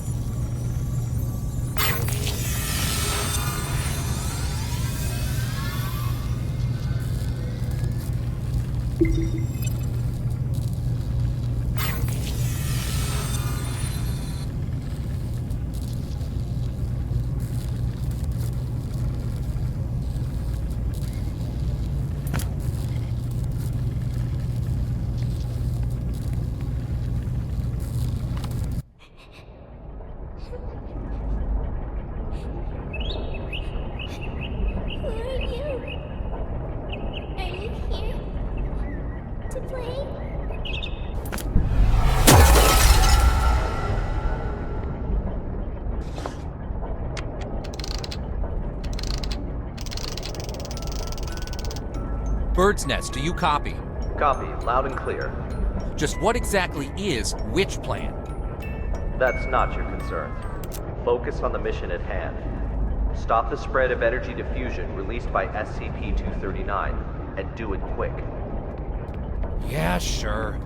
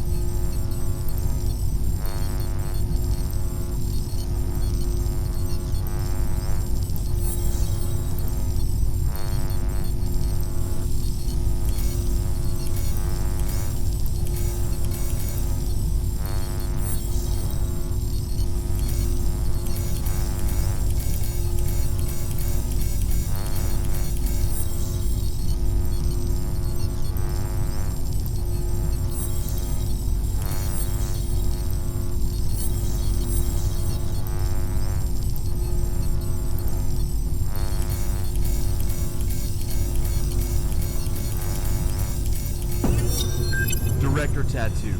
The storybooks and toys we ordered have arrived at C3 warehouse. Good. How's the containment room remodeling coming along? The bed and daily necessities are all in place. The demolition of the ARB Potential Development Plan will be completed next. Good and good. Now, how about the formal meeting with our little princess?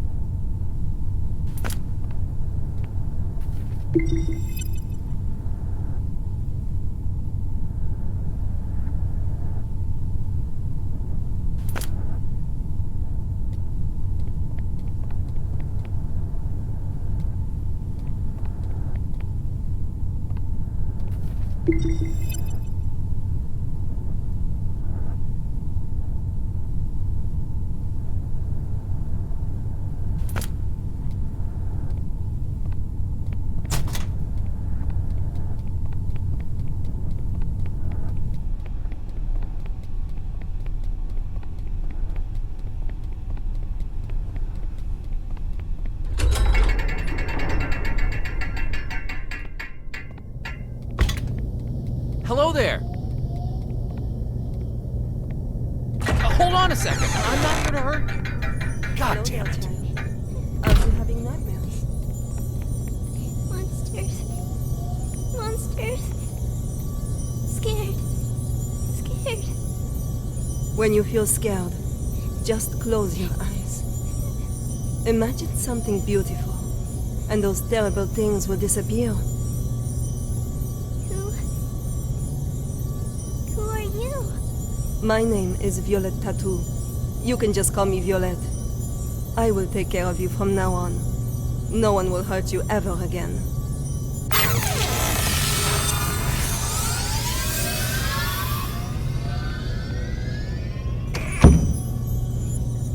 Alright, that's it for today's bedtime story. We'll have a little test tomorrow. You need your rest. Afraid. Sleep. Nightmares. SCP-239, are you afraid of having nightmares again? Yes. Afraid. Just remember what I told you. When you feel scared, just close your eyes. Imagine your little friends in the stories all running out of their books to come play with you. Then you won't be afraid. Get some sleep now. Remember to imagine those beautiful images. Close eyes. Imagine. Imagine. Beautiful images.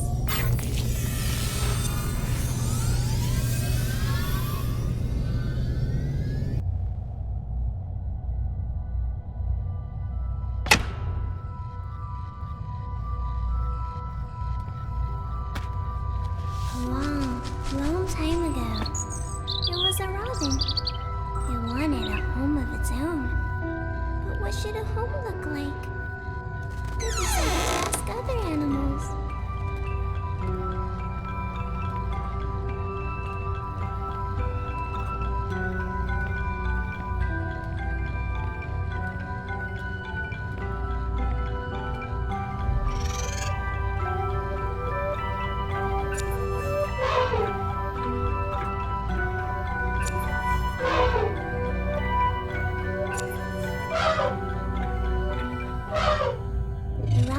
An elephant. It says the house should have very strong floors. Strong enough to support my weight. The robin shakes his head.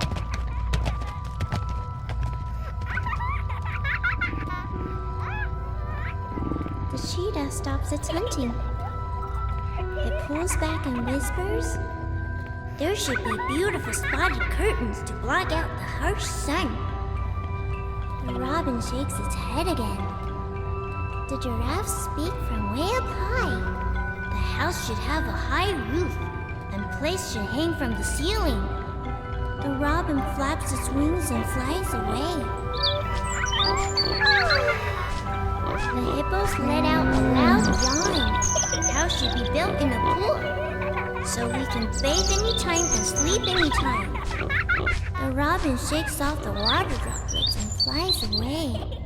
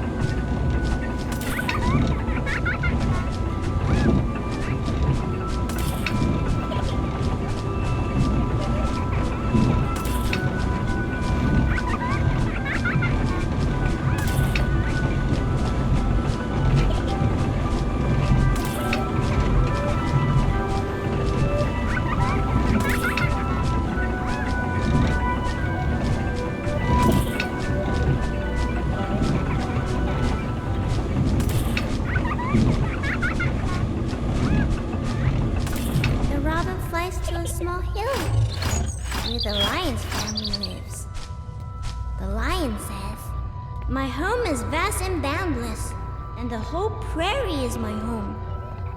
The robin shakes its head and flies away. It flies, and finally it lands on the back of a rhinoceros. The rhinoceros says, "Everyone travels with all sorts of strange questions inside, but after traveling far and long enough, the answer that everyone finds is that the truth is not far, for it lays within our very hearts. Robin, what kind of home do you want?" The robin says, "The home I want is..."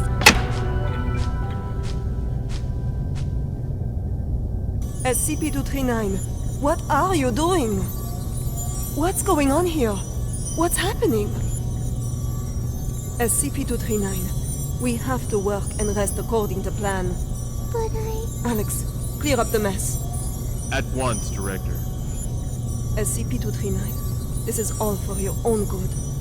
You must be obedient and complete tomorrow's test. After that, I'll give you a gift. A gift?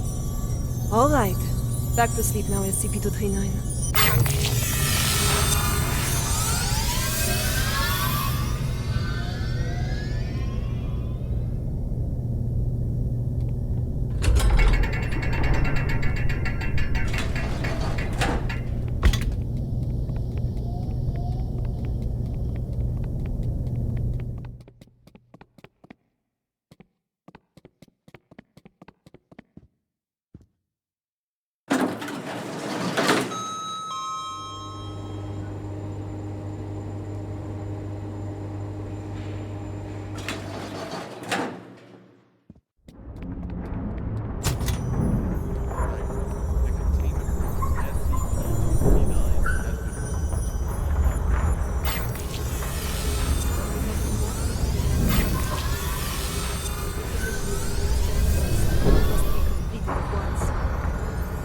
Presentation is next week.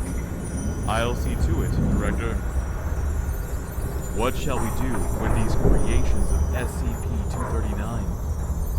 Destroy them.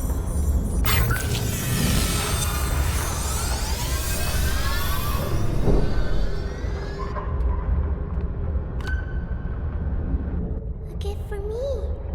Happy!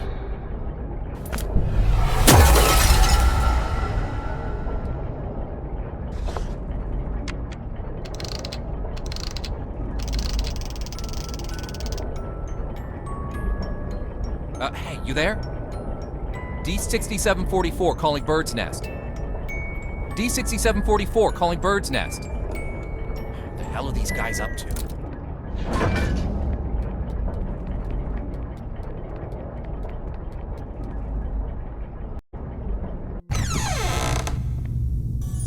Director Tattoo, the experimental site has been fully prepared. The report may begin at any time. Excellent. If today's experiment goes smoothly, I will have full control over which plan. Go, check again to be sure that everything is in place. There can be no omissions. At once, Director.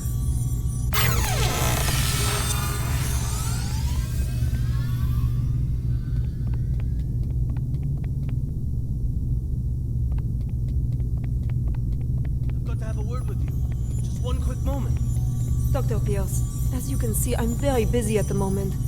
We'll be presenting Witch Plan's progress to the O5 Council shortly. Right, yes, that's just it. Listen, SCP-239's abilities are greater than you could ever imagine.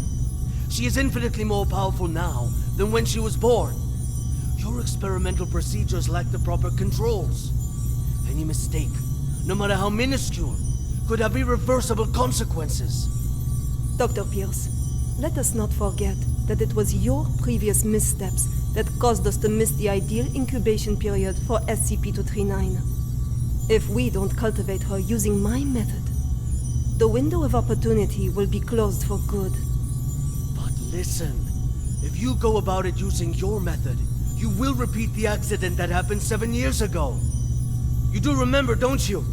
Heisenberg, Freeman, Claire? Enough, Sean. Don't you dare bring up their names. Sean, the progress of civilization has always come with sacrifices. You don't get one without the other. To have the chance to harness the abilities of SCP-239, no price is too great. Violet, you are playing with fire. Dr. Pierce, it's time. I suggest you go to the first floor to get front row seats to civilization's next leap of progress. Violet! Listen to me! Violet!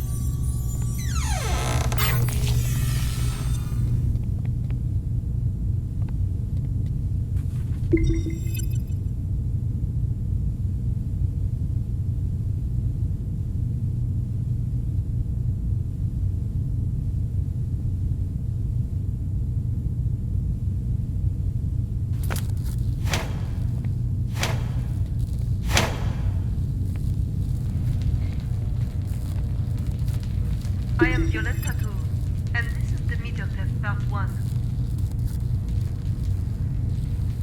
SCP-239, do you remember our friend here? The little robin with the pretty feathers? Can you make it come out and play with us? Okay.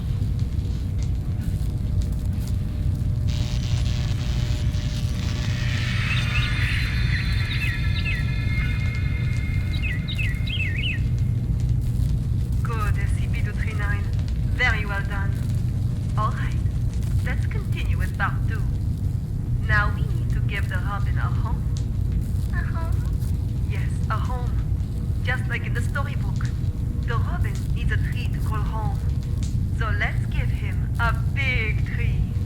Robin, home. Not the tree. SCP-239, you just need to listen and follow my orders. Come on now. Let's give our good friend the robin a big tree. Home.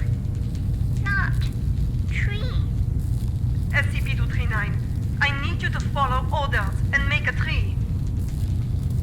SCP-239, if you don't follow orders, there will be no more nice things for you. No toys, no storybooks, no pretty decorations. Back to that cold, ugly room. You don't want that, do you? No. No. Then make the goddamn tree for me. Everyone, no need to panic. This is all standard. SCP-239 will have a slight effect on the current when using her abilities. It's perfectly normal.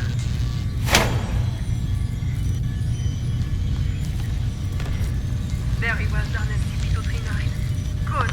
Perfect. As you can well see, under my guidance, SCP-239's abilities grow more and more powerful each day. Over time, we will expand the experimental content, and we will see even more advancements. SCP-239, you can stop now. That's enough.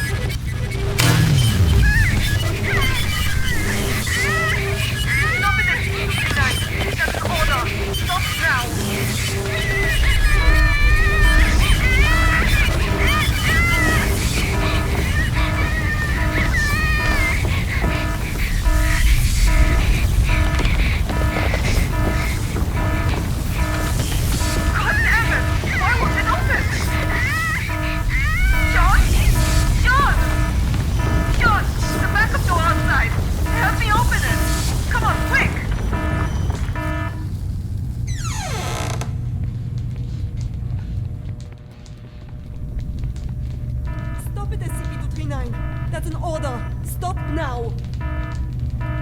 God have mercy. God damn it! Why won't it open? Sean? Sean! Sean! The backup door outside! Help me open it! Come on, quick! Violet, I told you you were playing with fire. Cut the bullshit and let me out! She's lost her mind! What are you doing? Open it! Open the damn thing! No. No, Violet. I can't. What? What do you mean? SCP-239 is out of control. Why would I open the gate? What the fuck are you saying? Open it! You're right, Violet. Victory comes to those who fight, and to those who last. Talking crazy, Sean! This is not that! Open the fucking thing! An accident of this magnitude! It's just what I need to prove myself. Sean! Sean, don't think like that! We can work together!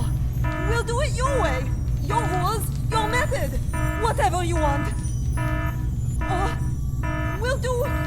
I know! I'll quit! I'll resign! Which plan is all yours? I will use these learnings to improve the plan and equipment. I've never been so certain of success. No, Sean. Let's not think like that. Let's talk things through. You have proven invaluable, Violet. You will not die in vain. No, Sean, no. No, no, no, you fuck. You fucking Sean. I quit. Sean, you should... Ah!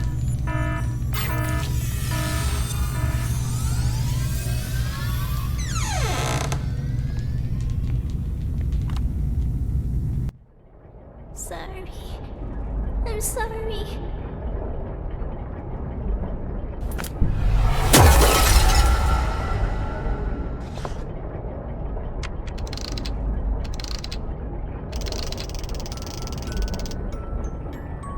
D6744. The energy output is getting out of hand.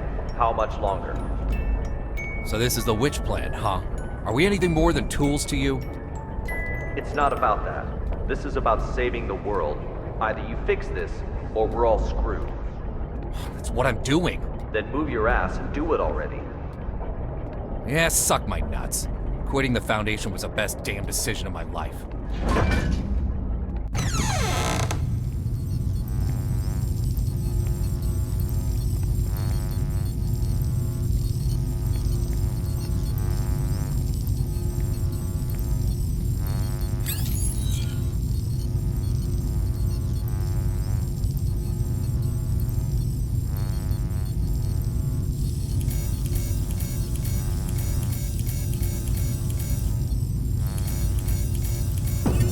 I now present to you the ARB Potential Development Device 2.0.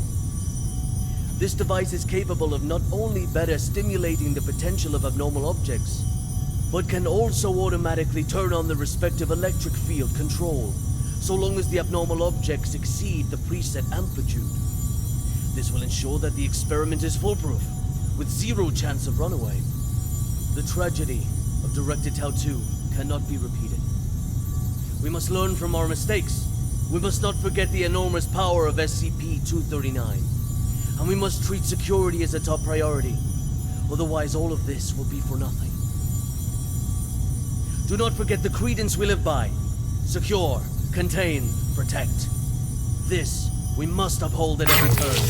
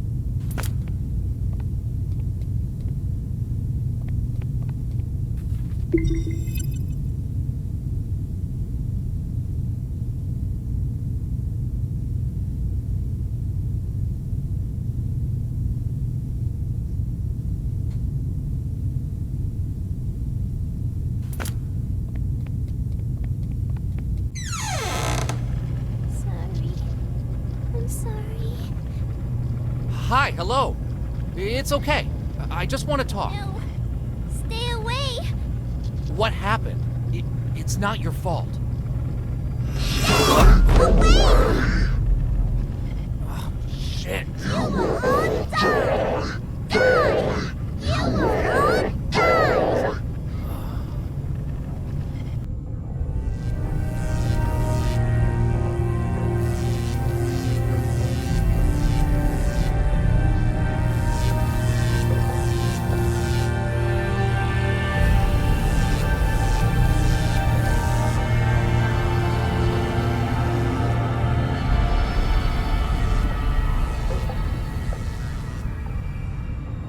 I am Dr. Sean Pierce. December 25th, 2005. 1630 hours. This is the first experiment of ARP Plan 2.0. SCP-239. We will repeat the previous tests first. Experiment 1. Strength test. Pass rate of 95%. Voltage strength 600 kilovolts. Power on. SCP-239.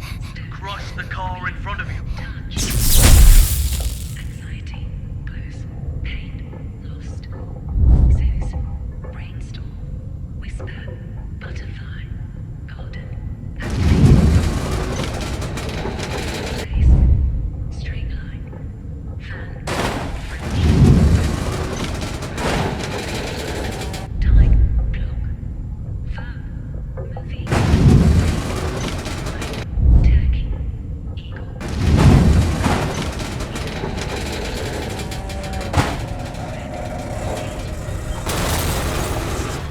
Touch, move, anxiety. Test completed. Pass. Good. Go on. Experiment 2. Control test. Pass rate of 87%. Voltage strength 700 kilovolts. Power on. SCP-239. Put the fragments on the ground back together.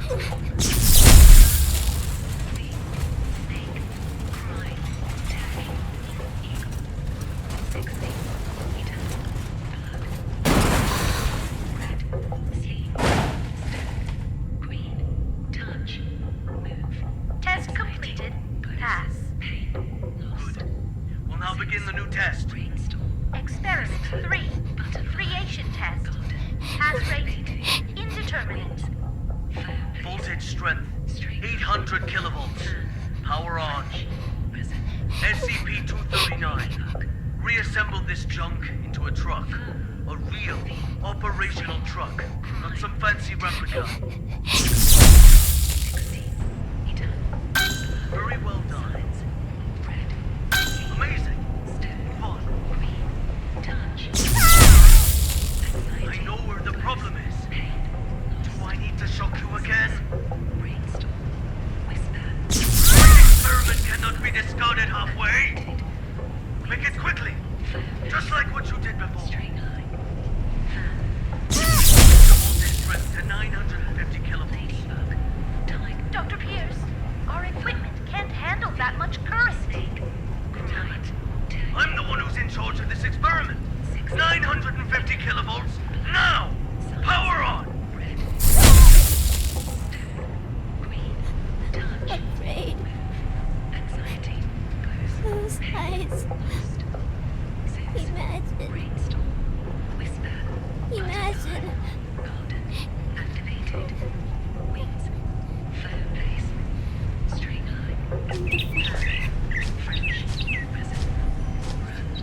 Beautiful. Images. What the hell is this? Damn it! Stop trying to play violent tricks on me! I know how to deal with your useless imagination. Increase the voltage strength to 1,000 kilovolts! Dr. Pierce, the current has breached the security threshold. If left to overload, the device could explode at any moment. Get the hell out of here!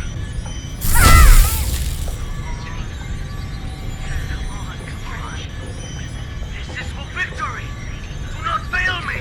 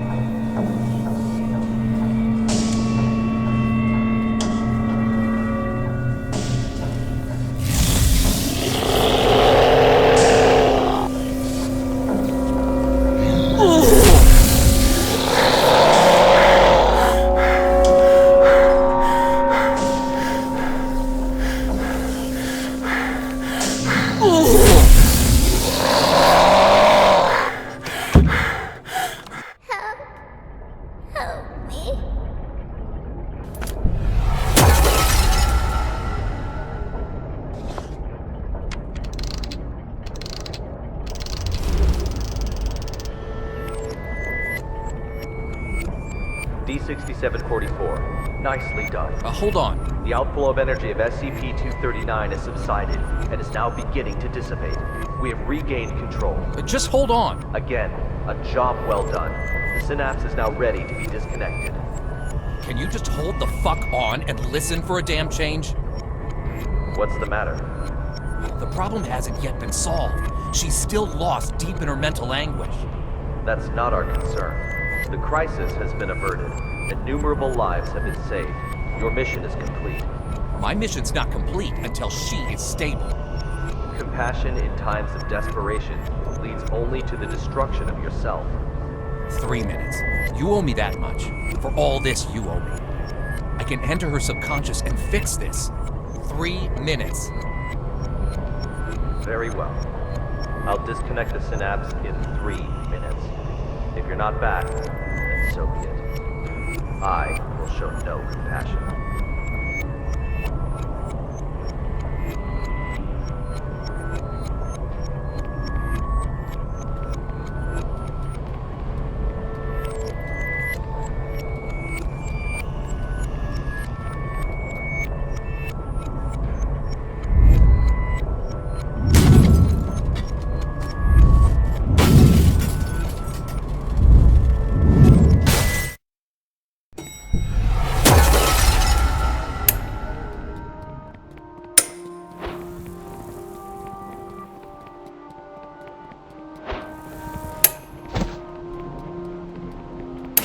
Amniotic fluid has broken. Send to delivery room 2.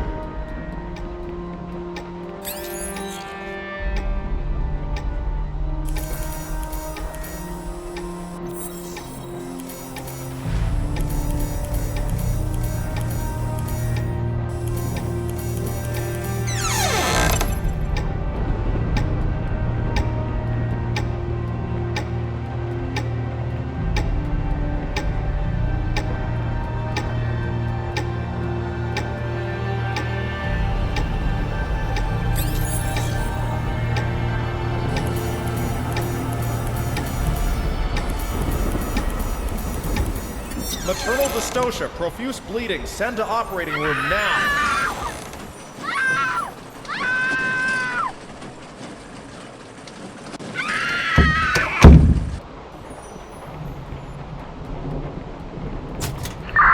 Value fluctuation increasing. T-Body Badger approaching target. 100. Blood pressure, normal. Hemostat, Target dog. confirmed. Containment operations ready. Excellent. Operation Witch Hunt, commence.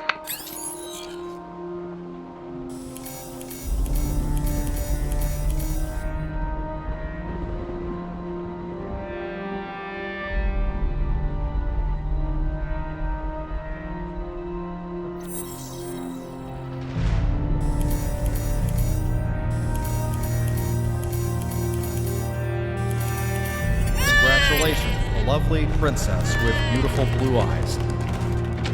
Thought of a good name for her? She is my little angel, Abbonati. Target SCP-239 has been contained. SCP-239! SCP-239! SCP-239! SCP-239! SCP-239! That's an order! SCP-239! That's an order! SCP-239! Do as I say! SCP-239! Do as I say! Come on! Do it! Come on! Do it!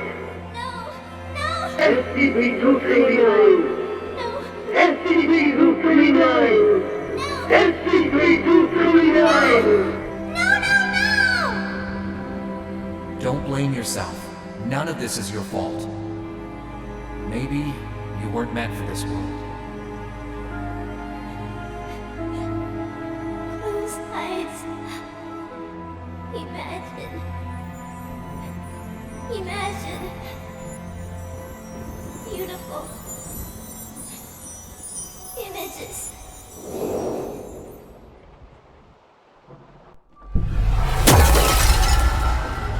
The Robin says The home I want. My home is squishy all over, with shiny warm lights and no more cold steel. Filled all the way with beautiful star stickers.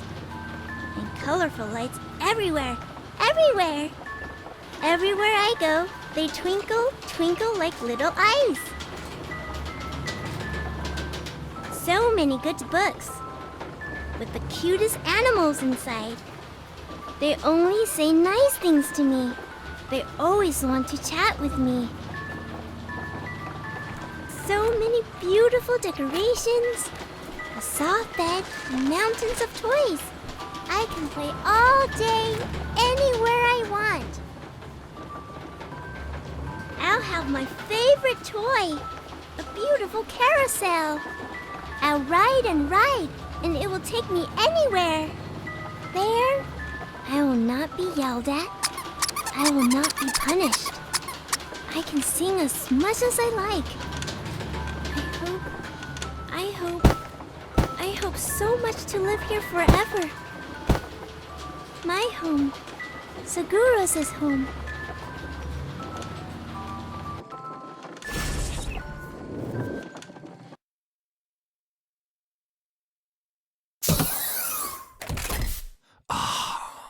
Oh, my head. Take a deep breath. Just some minor side effects from the force disconnection. She's not coming back. What? In the end, she chose to shut off her subconscious. She'll sleep forever, like a plant. Maybe that's for the best. Anyways, our primary concern is the incident report. It'll require some brainstorming. Not my concern. I'll arrange for someone to take you back. See you on the next mission. Not in this lifetime.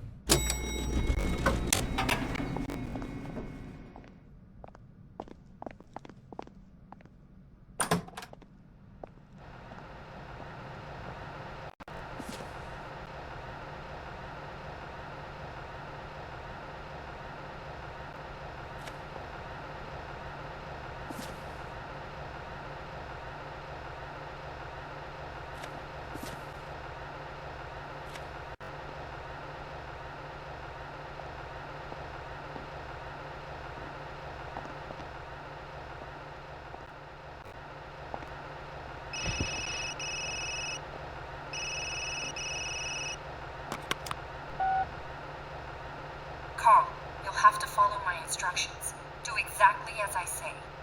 There is an access card on the desk. Take it and exit through the door on the other side. The passcode is 0426. Find room B426 and run the program on the computer.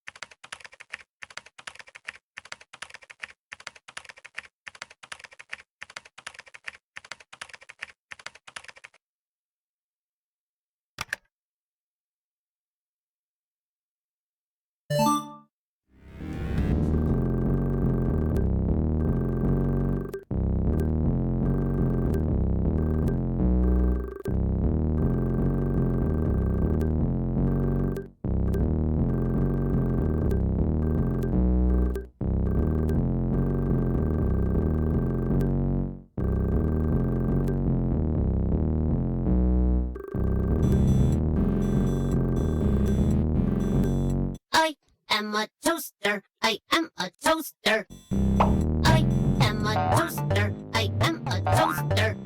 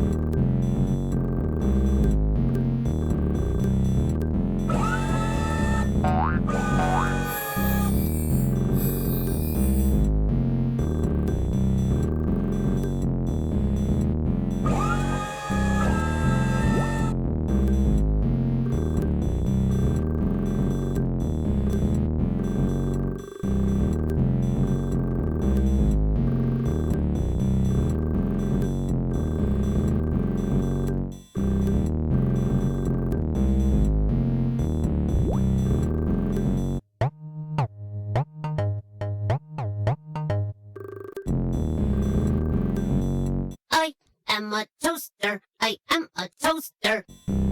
I am a toaster. I am a toaster.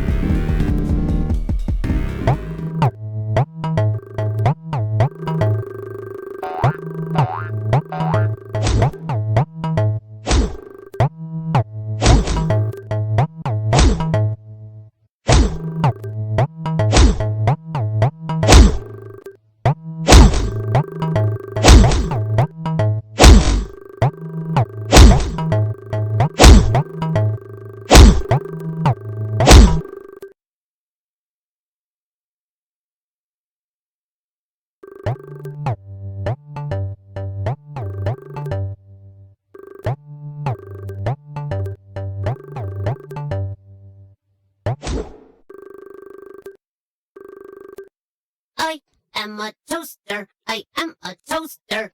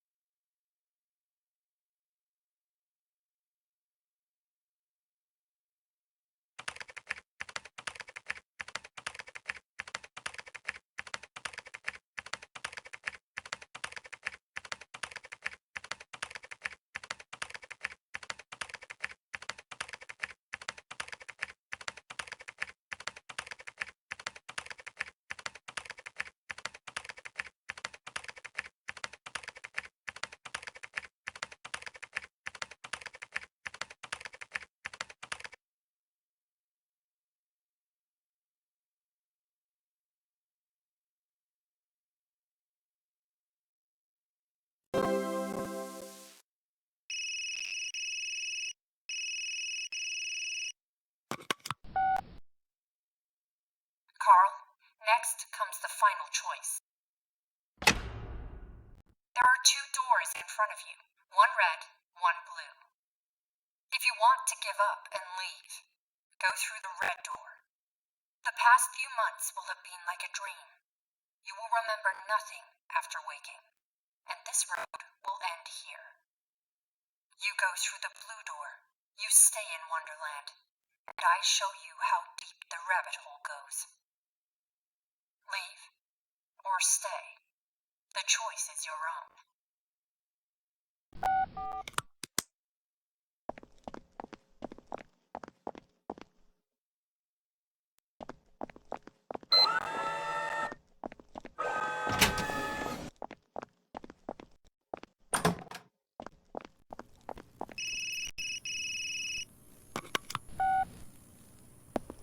Good job, Carl.